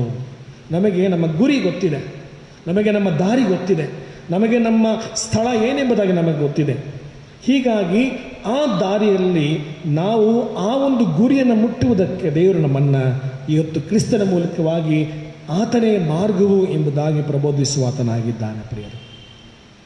ಹಾಗಾದರೆ ಈ ಬೆಳಗಿನ ಸಮಯದಲ್ಲಿ ಈ TRP ರೇಟಿಂಗ್ ನಾವು ಕೊಡುವಾಗ ಯೇಸುಸ್ವಾಮಿಗೆ ನಾವು ಕೊಡುವಂಥ ರೇಟಿಂಗ್ ಇದು ಮೊದಲದು. ಆ ಗುರಿ ಯೇಸುಸ್ವಾಮಿ ಮೂಲಕವಾಗಿ ಆ ದಾರಿಯಲ್ಲಿ ಹೋಗುವುದಕ್ಕೆ ದೇವರು ನಮ್ಮನ್ನು ಆರಿಸಿಕೊಟ್ಟು. ದಾರಿಯಲ್ಲಿ ಹೋಗುವಾಗ ಖಂಡಿತವಾಗಿ ಆ ದಾರಿಗಳಲ್ಲಿ ಸುಲಭವಾದಂಥ ದಾರಿಯಂತೂ ಅಲ್ಲ ಅದು. ಆರಾಧನೆ ಪ್ರಾರಂಭದಲ್ಲಿ ಓದಿದಂತಹ ಮತ್ತಾಯನ ಬರೆದ ಸುವಾರ್ತೆ 7ನೇ ಅಧ್ಯಾಯದ ಮಾತುಗಳು, ಆ ದಾರಿಯಲ್ಲಿ ಬಹಳಷ್ಟು ಇಕ್ಕಟ್ಟಾದಂಥ ದಾರಿ, ಬಹಳ ಬಿಕ್ಕಟ್ಟಾದಂತಹ ದಾರಿ, ಬಹಳ ಕಷ್ಟಗಳಿಂದ ಇರುವಂತಹ ದಾರಿ. ಅದೇ ರೈಟ್ ಪಾತ್. 2ನೆಯ ಅಕ್ಷರ TRPR. It's a right path. ನಾವು ಆರಿಸಿಕೊಳ್ಳುವಂಥದ್ದು, ನಾವು ಆ ಟಾರ್ಗೆಟನ್ನು, ಆ ಗುರಿಯನ್ನು, ಆ ಡೆಸ್ಟಿನೇಷನನ್ನು ಸೇರುವುದಕ್ಕೆ ಆ ಸರಿಯಾದಂಥ ಮಾರ್ಗವೇ ಇಕ್ಕಟ್ಟಾದ ಮಾರ್ಗ. 2 ದಾರಿಗಳನ್ನು ಯೇಸುಸ್ವಾಮಿ ಪ್ರಬೋಧಿಸ್ತಾನೆ. ಅಗಲವಾದ ಮಾರ್ಗ, ಇಕ್ಕಟ್ಟಾದ ಮಾರ್ಗ ಎಂಬುದಾಗಿ. ಈ ಅಗಲವಾದ ಮಾರ್ಗ, ಈ ಇಕ್ಕಟ್ಟಾದ ಮಾರ್ಗದಲ್ಲಿ ಹೋಗುವುದಕ್ಕೆ ನಮಗೆ ಆಪ್ಷನ್ಸ್ ಇದೆ. ಯಾವುದು ನನಗೆ ಮನಸ್ಸಿಗೆ ಮುದವನ್ನು ತರುವಂಥದ್ದು ಅಥವಾ ಸಮಾಧಾನ ಇಡುವಂಥದ್ದು, ನಾನು ಈಸಿಯಾಗಿ ನಾನು ಹೋಗಬೇಕು ನನ್ನ ದಾರಿಯಲ್ಲಿ. ನಾನು ಪ್ರಾರಂಭದಲ್ಲಿ ಹೇಳಿದೆ, ದಾರಿ ಚಂದವಾಗಿದ್ದರೆ ಬೇಗನೆ ಹೋಗಿ ಸೇರಿಕೊಳ್ತೇವೆ ಎಂಬುದಾಗಿ. ಹೌದು, ಆದರೆ ಆ ಚಂದವಾಗಿರುವಂಥ ದಾರಿ ದೇವರು ತಾನೇ ಅದನ್ನು ಚಂದ ಮಾಡಲಿಕ್ಕೆ ಸಾಧ್ಯ. ಇಕ್ಕಟ್ಟಿನಲ್ಲಿಯೂ ನಮಗೆ ವಿಶೇಷ ಸಹಾಯಕನೆಂತಲೂ ಎಂಬುದಾಗಿ ದೇವರು ಹೇಳಲ್ಪಡ್ತದೆ ಪ್ರಿಯರ. ಹಾಗಾದರೆ ಇಲ್ಲಿ 13ನೇ ವಚನ 7ನೇ ಅಧ್ಯಾಯ ಮತ್ತಾಯನ ಸುವಾರ್ತೆ ಗಮನಿಸುವಾಗ ಅಲ್ಲಿ ಹೇಳುವಂಥ ಮಾತು, ಇಕ್ಕಟ್ಟಾದ ಬಾಗಿಲಿನಿಂದ ಒಳಕ್ಕೆ ಹೋಗಿರಿ, ನಾಶಕ್ಕೆ ಹೋಗುವ ಬಾಗಿಲು ದೊಡ್ಡದು, ದಾರಿ ಅಗಲವು, ಅದರಲ್ಲಿ ಹೋಗುವವರು ಬಹುಜನ, ನಿತ್ಯ ಜೀವಕ್ಕೆ ಹೋಗುವ ಬಾಗಿಲು ಇಕ್ಕಟ್ಟು, ದಾರಿ ಬಿಕ್ಕಟ್ಟು, ಅದನ್ನು ಕಂಡು ಹಿಡಿಯುವವರು ಸ್ವಲ್ಪ ಜನ. ಆ ಸ್ವಲ್ಪ ಜನರೇ ನಾವುಗಳು, ನೀವುಗಳಾಗುವುದಕ್ಕೆ ದೇವರು ನಮ್ಮನ್ನು ಕರೀತಾ ಇದ್ದಾನೆ. It's a right path that we need to take the option. ಅದಕ್ಕೋಸ್ಕರವಾಗಿ ಇದು ಚಾಲೆಂಜಿಂಗ್, ಇದು ಬಹಳಷ್ಟು ಸವಾಲುಗಳಿಂದ ಕೂಡಿರುವಂಥದ್ದು. ಇಲ್ಲಿ ಕೇಳ್ತಾನಂತೆ ತೋಮನ, ಸ್ವಾಮಿ, ನಾನು ಆ ಒಂದು ದಾರಿಯಲ್ಲಿ ಅಥವಾ ನಿನ್ನ ಮಾರ್ಗದಲ್ಲಿ ನಾನು ಹೋಗಬೇಕು, ಅದು ನಾನು ಹೇಗೆ ಕಂಡು ಹಿಡಿದುಕೊಳ್ಳಿಕ್ಕೆ ಸಾಧ್ಯ, ಹೇಗೆ ತಿಳಿಯಲಿಕ್ಕೆ ಸಾಧ್ಯ? ಆಗ ಯೇಸುಸ್ವಾಮಿ ಹೇಳ್ತಾನೆ, ನಾನೇ ಮಾರ್ಗವು, ನಾನೇ ಸತ್ಯವು, ನಾನೇ ಜೀವವು ಎಂಬುದಾಗಿ. ನನ್ನ ಮೂಲಕವಾಗಿ ಹೊರತು ಯಾರೂ ತಂದೆ ಬಳಿಗೆ ಹೋಗಲಿಕ್ಕೆ ಸಾಧ್ಯವೇ ಇಲ್ಲ. ಮತ್ತು ನೀವು ನನ್ನನ್ನು ಅರಿತಿದ್ದರೆ ನನ್ನ ತಂದೆಯನ್ನೂ ಅರಿತಿದ್ದೀರಿ ಎನ್ನುವಂಥ ಮಾತು. ಆ ರೈಟ್ ಪಾತ್, ಆ ರೈಟ್ ಡಿಸಿಷನ್ ದೇವರು ನಮಗೆ ಅನುಗ್ರಹಿಸುವ ಆತನಾಗ್ತಾನೆ. ಪ್ರಿಯರೇ, ಅನೇಕ ಕಷ್ಟಗಳು, ಹಿಂಸೆಗಳು ದಾರಿಗಳಲ್ಲಿ ಬರುವಂಥ ಸಹಜ. ನೀವು ಕೇಳಿಸಿಕೊಂಡಂಥ ಹಳೆಯ ಒಡಂಬಡಿಕೆ ವಚನಗಳಲ್ಲಿ ವಿಮೋಚನಕಾಂಡ 14ನೇ ಅಧ್ಯಾಯದ 10ರಿಂದ 20 ವಚನ ಕೇಳಿಸಿಕೊಂಡಾಗ ಆ ದಾರಿಯಲ್ಲಿ ಹೋಗುವುದಕ್ಕೆ ಅವರು ನಿಂತಿದ್ದಾರೆ. ಅದರ ದಾರಿ ಮುಂದೆ ಸಮುದ್ರ ಇದೆ. ಆ ಸಮುದ್ರ ದಾಟಿ ಹೋಗುವುದಕ್ಕೆ ಹೇಳ್ತಾರೆ, ನಾವು ಅಲ್ಲೇ ನಮಗೆ ಎಷ್ಟೋ ಚೆನ್ನಾಗಿದ್ವಿ, ನಾವು ದಾಸರಾಗಿ ಅಲ್ಲೇ ಇರ್ತಿದ್ವಿ, ನಾವು ಅಗಲವಾದಂಥ ಮಾರ್ಗದಲ್ಲಿ ಚೆನ್ನಾಗಿ ಹೋಗ್ತಿದ್ವಿ, ನಾವು ಅಲ್ಲಿ ಸಮಾಧಿಗಳಿಲ್ಲ ಅಂತ ಈ ಅರಣ್ಯದಲ್ಲಿ ನಾವನ್ನು ಕರ್ಕೊಂಡು ಬಂದ ಅಂತ ಪ್ರಶ್ನೆ ಮಾಡ್ತಾರೆ. ಆದರೆ ಕಳೆದ ಬುಧವಾರ ಕೂಡ ಹೇಳಿದಂಥ ಮಾತು, ಅಲ್ಲಿ ಮೋಶೆ ಹೇಳುವಂಥ ಮಾತು, ದೇವರು ಕೊಟ್ಟಂಥ ಆಜ್ಞೆ, ನೀವು ಸುಮ್ಮನೆ ಇರ್ರಿ, ಯೆಹೋವನು ನಿಮಗೋಸ್ಕರವಾಗಿ ಯುದ್ಧ ಮಾಡುವನು ಅಥವಾ ನಿಮ್ಮನ್ನು ಆತ ನಡೆಸುವನು ಎನ್ನುವಂತಹ ಮಾತು. ಎಂಥ ಒಂದು ಅಭಯವಚನ ಪ್ರಿಯರೇ. ಈ ರೈಟ್ ಪಾತ್ ಅಥವಾ ಸರಿಯಾದಂತಹ ಮಾರ್ಗವನ್ನು ಆರಿಸಿಕೊಳ್ಳುವಾಗ ಅಲ್ಲಿ ಬರುವಂತಹ ಸವಾಲುಗಳನ್ನು ಎದುರಿಸುವುದಕ್ಕೆ ದೇವರು ನಮಗೋಸ್ಕರವಾಗಿ ಮುಂದಾಗುತ್ತಾನಂತೆ, ನಮಗೋಸ್ಕರವಾಗಿ ಮುಂದಾಗುತ್ತಾನೆ. ನೀವು ಅಂಜಬೇಡಿರಿ, ಸುಮ್ಮನೆ ನಿಂತುಕೊಂಡು ಯೆಹೋವನು ಈ ಹೊತ್ತು ನಿಮ್ಮನ್ನು ರಕ್ಷಿಸುವ ರೀತಿಯನ್ನು ನೋಡಿರಿ ಎನ್ನುವಂತಹ ಮಾತು. That's a right path. ಯೇಸುಸ್ವಾಮಿ ಹೇಳುವಂಥ ಮಾತು ಪ್ರಿಯರೇ, ಬಹಳ ಚಂದವಾದಂಥ ಮಾತುಗಳನ್ನು ಇಲ್ಲಿ ಹೇಳ್ತಾರೆ. ನಾನೇ ಮಾರ್ಗವು ಎನ್ನುವಂಥ ಮಾತು. ನನ್ನ ಹೊರತಾಗಿ ಆ ರೈಟ್ ಪಾತ್ ಅಥವಾ ಸರಿಯಾದ ಮಾರ್ಗವನ್ನು ಬಿಟ್ಟು ನೀವು ತಂದೆ ಬಳಿಗೆ ಹೋಗಲಿಕ್ಕೆ ಸಾಧ್ಯವೇ ಇಲ್ಲ. ಕೀರ್ತನೆಗಾರನ 16ನೇ 11ನೇ ವಚನ, ನೀನು ನನಗೆ ಜೀವ ಮಾರ್ಗ ತಿಳಿಪಡಿಸುವೆ, ನಿನ್ನ ಸಮ್ಮುಖದಲ್ಲಿ ಪರಿಪೂರ್ಣ ಸಂತೋಷವಿದೆ, ನಿನ್ನ ಬಲಗೈಯಲ್ಲಿ ಶಾಶ್ವತ ಭಾಗ್ಯವಿದೆ ಎಂಬುದು ಹೇಳ್ತಾನೆ. ಅಂದರೆ ಜೀವದ ಮಾರ್ಗವನ್ನು ದೇವರು ಮಾತ್ರ ಆ ಇಕ್ಕಟ್ಟಾದಂತಹ ಮಾರ್ಗದಲ್ಲಿಯೇ ಸರಿ ಇದು ಎಂಬುದಾಗಿ ಪ್ರಬೋಧಿಸಿದಂತಹ ದೇವರು. ಈ ಬೆಳಗಿನ ಸಮಯದಲ್ಲಿ ಈ ರೈಟ್ ಪಾತ್ ಅಥವಾ ಸರಿಯಾದಂತಹ ಮಾರ್ಗವನ್ನು ನಾವು ಆರಿಸಿಕೊಳ್ತೇವೆ. ಆರಿಸಿಕೊಳ್ಳುವಾಗ ನಮ್ಮ TRP ಹೆಚ್ಚಾಗ್ತದೆ ಪ್ರಿಯರೇ. ಮೂರನೇ ಸತ್ಯಾಂಶವನ್ನು ಗಮನಿಸುವ P, ಇದು ಈ ದಾರಿಯಲ್ಲಿ ಹೋಗುವಾಗ ಅಥವಾ ಈ ದಾರಿಯಲ್ಲಿ ನಾವು ಇದು ಸರಿಯಾದಂತಹ ದಾರಿ, ಈ ಗುರಿಯನ್ನು ಮುಟ್ಟಲೇಬೇಕೆಂದು ಹೋಗುವಾಗ ಅದರಲ್ಲಿ ಹೋಗುವಂಥ ಸಮಯದಲ್ಲಿ ನಮಗೆ ಸೈರಣೆ ಬೇಕು ಅಥವಾ ತಾಳ್ಮೆ ಬೇಕು, ಪೇಷನ್ಸ್. ಇದನ್ನೇ ದೈವ ಭಕ್ತರು ಸತ್ಯವೇದದ ಮೂಲಕವಾಗಿ ನಮಗೆ ಕಲಿಸಿಕೊಟ್ಟಂಥ ಉದಾಹರಣೆಗಳು. ದಾರಿಯಲ್ಲಿ ನಾವು ಹೋಗುವಾಗ ಸುಲಭವಾಗಿ ಹೋಗ್ತೇವೆ ಅಂತ ಅಂದ್ಕೊಳ್ತೇವೆ, ಆದರೆ ಈ ಇಕ್ಕಟ್ಟಾದ ದಾರಿಯಲ್ಲಿ ಹೋಗುವಾಗ ಅನೇಕ ಕಷ್ಟಗಳು, ನಮಗೆ ಒತ್ತಡಗಳು, ನಮಗೆ ಅನಾರೋಗ್ಯಗಳು, ನಮಗೆ ಮರಣದ ಹಾಸಿಗೆಯಲ್ಲಿ ಸವಾಲುಗಳು ಎಲ್ಲವುಗಳು ಪ್ರಶ್ನೆಯಾಗಿ ಬರುವಾಗ ಅದನ್ನು ಸಹಿಸಿಕೊಳ್ಳುವವನೇ ಧನ್ಯನು ಎಂಬುದಾಗಿ ದೇವರು ವಾಕ್ಯ ಹೇಳ್ತದೆ. ಅಂದರೆ ಕೊನೆಯವರೆಗೂ ಸಹಿಸಿಕೊಳ್ಳುವವನು, ಪೇಷನ್ಸ್, ನಮಗೆ ಸೈರಣೆ, ನಮಗೆ ತಾಳ್ಮೆ ಬಹಳಷ್ಟು ಅಗತ್ಯ. ನಮ್ಮ ಕಣ್ಣೀರುಗಳಲ್ಲಿ, ನಮ್ಮ ಅನಾರೋಗ್ಯದಲ್ಲಿ, ನಮ್ಮ ಬಲಹೀನತೆಗಳಲ್ಲಿ, ನಮ್ಮ ಒತ್ತಡಗಳಲ್ಲಿ, ಅಥವಾ ನಾವು ಒಂದು ವೇಳೆ ಸಾವಿನ ದವಡೆಯಲ್ಲಿರುವಾಗಲೂ ಕೂಡ ಈ ಸೈರಣೆ ನಮ್ಮ ನಡೆಸುವಂಥದ್ದು ಪ್ರಿಯರೇ. ಅದೇ ಮಾರ್ಗ. ಯೇಸುಸ್ವಾಮಿಯೊಂದಿಗೆ ಪ್ರಯಾಣ ಮಾಡುವಾಗ ತಂದೆ ಬಳಿಗೆ ಹೋಗುವುದಕ್ಕೆ ಇವುಗಳನ್ನು ಅನುಭವಿಸಿ ಹೋಗಲೇಬೇಕು ನಾವು. ರೋಮಾಪುರದವರು ಬರೆದ ಪತ್ರಿಕೆ 12ನೇ ಅಧ್ಯಾಯದ 12ನೇ ವಚನ ಗಮನಿಸಿಕೊಳ್ಳುವ ಭಾಳ ಚಂದವಾದಂತಹ ಮಾತನ್ನು ಪೌಲನು ಹೇಳ್ತಾರೆ. ರೋಮಾಪುರದವರು ಬರೆದ ಪತ್ರಿಕೆ 12ನೇ ಅಧ್ಯಾಯದ 12ನೇ ವಚನ, ಕ್ರೈಸ್ತರು ನಿರೀಕ್ಷಿಸುವ ಮಹಾಪದವಿಯನ್ನು ನೆನೆಸಿ ಉಲ್ಲಾಸವಾಗಿರ್ರಿ, ಉಪದ್ರವಗಳಲ್ಲಿ ಸೈರಣೆ ಉಳ್ಳವರಾಗಿರ್ರಿ ಎಂಬುದಾಗಿ ಹೇಳ್ತಾನೆ. ಮುಂದೆ ಹೇಳುವಂಥ ಮಾತು, ಪ್ರಾರ್ಥನೆ ಮಾಡಿರಿ ಬೇಸರಗೊಳ್ಳದೆ ಅದಕ್ಕೋಸ್ಕರವಾಗಿ. ಅಂದರೆ ಉಪದ್ರವಗಳಲ್ಲಿ ಸೈರಣೆ ಉಳ್ಳಂಥವರು, ಅಂದರೆ ಅದನ್ನು ಸಹಿಸಿಕೊಳ್ಳುವಂಥವರು, ಅದಕ್ಕೋಸ್ಕರವಾಗಿ ರಕ್ತ ಸಾಕ್ಷಿಗಳಾಗುವಂಥದ್ದು. Right path with patience will lead us to the target through Christ because he is the way. ಈ ಬೆಳಗಿನ ಸಮಯದಲ್ಲಿ ಪ್ರಿಯರೇ, ಈ TRP ನಾವು ರೇಟಿಂಗ್ ಕೊಡುವಾಗ ನಾವು ಉಪಯೋಗಿಸುವಂಥ ಉಪಕರಣಗಳು, ನಾವು ನಮ್ಮ ಅನುದಿನದ ಬಾಳಿನ ಪ್ರಯಾಣದಲ್ಲಿ ಸ್ವಾಮಿ ನನ್ನೊಂದಿಗಿದ್ದಾನೆ ಎಂಬುದಾಗಿ ನಾನು ಎಷ್ಟು TRP ಕೊಡ್ತೇನೆ, ಅದು ಬಹಳ ಪ್ರಾಮುಖ್ಯ. ನನ್ನ ಟಾರ್ಗೆಟ್, ನನ್ನ ಸರಿಯಾದಂಥ ಮಾರ್ಗ ಅಥವಾ ರೈಟ್ ಪಾತ್, ನನ್ನ ಪೇಷನ್ಸ್ ಅಥವಾ ನನ್ನ ಸೈರಣೆ, ನನ್ನಲ್ಲಿರುವಂಥ ತಾಳ್ಮೆ ಎಷ್ಟು ಮಟ್ಟಿಗಿದೆ. 1.5 ತಿಂಗಳಲ್ಲಿ ನಮ್ಮ ತಾಳ್ಮೆಯನ್ನು ದೇವರು ಪರೀಕ್ಷೆ ಮಾಡಿ ನಡೆಸಿಕೊಂಡು ಬರ್ತಲೇ ಇದ್ದಾರೆ. ನಾವು ಸೋತು ಹೋಗದೆ ನಾವು ನಂಬಿಕೆ ಇಟ್ಟವರಾಗಿ ಆ ಗುರಿಯನ್ನು ತಲುಪುವುದಕ್ಕೆ ದೇವರು ನಮ್ಮನ್ನು ನಡೆಸಿಕೊಂಡು ಬಂದಿದ್ದಾನೆ ಪ್ರಿಯರೇ. ನೀವು ಇಸ್ರಾಯೇಲರ ಬದುಕಿನಲ್ಲಿ ಗಮನಿಸ್ತೇವೆ. ನಾವು ಓದಿ ಕೇಳಿಸ್ಕೊಂಡಂಥ ಆ ವಿಮೋಚನಕಾಂಡ ಪುಸ್ತಕ 14ನೇ 20ನೇ ವಚನದ 2 ಹಿಂದಿನ ಭಾಗ ಗಮನಿಸುವಾಗ ಅಲ್ಲಿ ಬೆಳಕು ಯಾವ ರೀತಿಯಲ್ಲಿ ಅವರಿಗೆ ಕಾಣಿಸಿಕೊಳ್ತದೆ, ಕತ್ತಲು ಯಾವ ರೀತಿಯಲ್ಲಿ ಇಸ್ರಾಯೇಲ್ ಕಾಣಿಸಿಕೊಳ್ತದೆ. ಇಸ್ರಾಯೇಲಿಗೆ ಬೆಳಕು, ಐಗುಪ್ತ ದೇಶದವರಿಗೆ ಕತ್ತಲು. ದೇವರು ಹಾಗೆ ತಾನು ನೇಮಿಸುವಂತಹ ಸ್ಥಳಕ್ಕೆ ನಮ್ಮನ್ನು ಸೇರಿಸುವುದಕ್ಕೆ ತಾನು ಮಾರ್ಗವಾಗಿದ್ದಾನೆ. ಅದಕ್ಕೋಸ್ಕರವಾಗಿ ಬಿಲೀವಿಂಗ್ ಇನ್ ಕ್ರೈಸ್ಟ್ ಎಂಬ ಹೇಳುವಂಥದ್ದು ಮಾತು. ಯೇಸುವನ್ನೇ ನಾವು ನಂಬುವಂಥದ್ದು. ಆತನೇ ಮಾರ್ಗವೂ, ಆತನೇ ಸತ್ಯವೂ, ಆತನೇ ಜೀವವೂ ಎಂಬುದಾಗಿ. ಆತನ ಮೂಲಕವಾಗಿ ಹೊರತು ಯಾರೂ ಕೂಡ ತಂದೆ ಬಳಿಗೆ ಹೋಗಲಿಕ್ಕೆ ಸಾಧ್ಯವಿಲ್ಲ. ಈ ಬೆಳಗಿನ ಸಮಯದಲ್ಲಿ ಸರಿಯಾದಂತಹ ಮಾರ್ಗದಲ್ಲಿ ಇಕ್ಕಟ್ಟಿದ್ದರೂ ಸರಿ, ಆ ಮಾರ್ಗದಲ್ಲಿ ಸೈರಣೆಯೊಂದಿಗೆ ಅಥವಾ ತಾಳ್ಮೆಯೊಂದಿಗೆ ನಾವು ಹೋಗುವಂತಹ ಸ್ಥಳವನ್ನು ಸೇರುವುದಕ್ಕೆ ಕ್ರಿಸ್ತನೇ ಮಾರ್ಗ ಪ್ರಿಯರೇ. ಆ ಸ್ಥಳದಲ್ಲಿ ಸೇರಿದ ಮೇಲೆ ಆ ಬಿಡಾರದಲ್ಲಿ ನಮಗೆ ಕೊಡುವಂಥದ್ದು ನಿತ್ಯ ಜೀವ. ಆ ನಿತ್ಯ ಜೀವಕ್ಕಾಗಿ ದೇವರು ನಮ್ಮನ್ನು ಈಗಲಿಂದಲೇ ಸಿದ್ಧಪಡಿಸಲಿ. ಈ ಮಾರ್ಗದಲ್ಲಿ ನಾವು ಹೋಗುವಾಗ ಸ್ವಾಮಿ ನಮ್ಮನ್ನು ತನ್ನ ಮಾರ್ಗದ ನಡೆಯುವುದಕ್ಕೆ ನಮ್ಮನ್ನು ಉಪಯೋಗಿಸಿಕೊಳ್ಳಲಿ. ಪ್ರಾರ್ಥನೆ ಮಾಡೋಣ. ಪ್ರೀತಿಯ ನಮ್ಮ ಸ್ವಾಮಿ, ನಿನ್ನ ಆಶೀರ್ವಾದಗಳಿಗಾಗಿ ಸ್ತೋತ್ರ. ನಾನೇ ಮಾರ್ಗವೂ ಸತ್ಯವೂ ಜೀವವೂ ಆಗಿದ್ದೇನೆ ಎಂಬುದಾಗಿ ಪ್ರಬೋಧಿಸಿದಾತನೇ, ಆ ಗುರಿಯನ್ನು ನಾವು ಸೇರುವುದಕ್ಕೆ ನೀನು ನಮ್ಮೊಂದಿಗೆ ನಮ್ಮ ಮಾರ್ಗವನ್ನು ಸಿದ್ಧ ಮಾಡುತ್ತಿ. ಕಾರಣ ನೀನೇ ಮಾರ್ಗವಾಗಿದ್ದಿ. ಆ ಮಾರ್ಗವು ಇಕ್ಕಟ್ಟಾದಂತಹ ಮಾರ್ಗ ದೇವ. ಆ ಇಕ್ಕಟ್ಟಾದ ಮಾರ್ಗದಲ್ಲಿ ನಾವು ಹೋಗುವುದು ಅದು ಸರಿ ಎಂಬುದಾಗಿ ನಮಗೆ ನೀನು ಪ್ರಬೋಧಿಸಿದ್ದಿ. ಆ ಇಕ್ಕಟ್ಟಾದ ಮಾರ್ಗದಲ್ಲಿ ಹೋಗುವಾಗ ನಾವು ತಾಳ್ಮೆಯನ್ನು ಕಳೆದುಕೊಳ್ಳದೆ ಸೈರಣೆ ಉಳ್ಳವರಾಗಿ ನಾವೆಲ್ಲವನ್ನೂ ಕೂಡ ಸಹಿಸಿಕೊಂಡು ಆ ಮಾರ್ಗದಲ್ಲಿ ನಿನ್ನೊಂದಿಗೆ ಹೋಗುವಂತೆ ನಮ್ಮನ್ನು ಬಲಪಡಿಸು. ಕಾರಣ ನೀನು ಇರುವಲ್ಲಿಯೇ ನಾವು ಸಹ ಇರಬೇಕು ಎಂಬುದಾಗಿ ಅಪೇಕ್ಷಿಸುತ್ತೀಯಲ್ಲ ದೇವರೇ.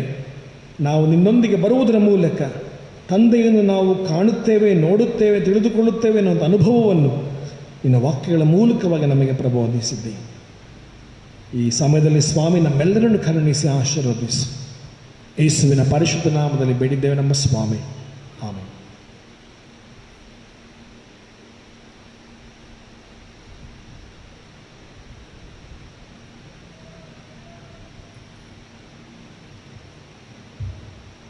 ನಾವೆಲ್ಲರೂ ಎದ್ದು ನಿಂತು ನಂಬಿರುವಂಥ ನಮ್ಮ ವಿಶ್ವಾಸವನ್ನು ಅಪೊಸ್ತಲರ ವಿಶ್ವಾಸ ಸೂತ್ರದ ಮೂಲಕವಾಗಿ ಅರಿಕೆ ಮಾಡೋಣ. 128ನೇ ಪುಟದಲ್ಲಿರುವಂಥ ಅಪೊಸ್ತಲರ ವಿಶ್ವಾಸ ಸೂತ್ರವನ್ನು ಎದ್ದು ನಿಂತು ಒಟ್ಟಾಗಿ ಮಾಡಿಕೊಳ್ಳೋಣ.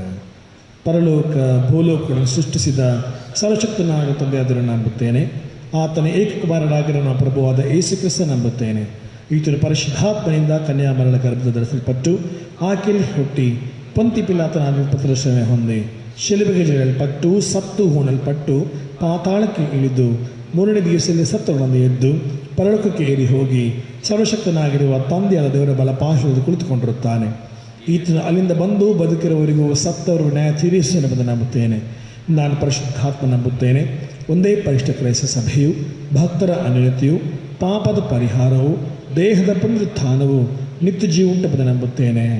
ಆಮೇನ್. ನಾವು ಹಾಗೆ ನಿಂತಿರುವಾಗ ಕೆಲವು ಪ್ರಕಟಣೆಗಳು ಪ್ರಿಯರೇ.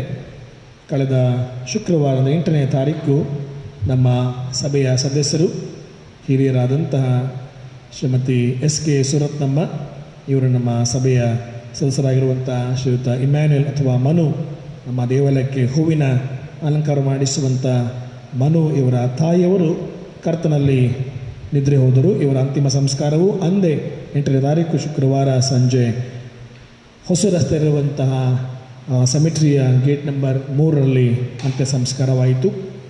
ಅವರ ಕುಟುಂಬಕ್ಕೋಸ್ಕರವಾಗಿ ತಾವು ಪ್ರಾರ್ಥಿಸುವಂತೆ ನಾನೇ ವಿನಂತಿಸಿಕೊಳ್ತೇನೆ.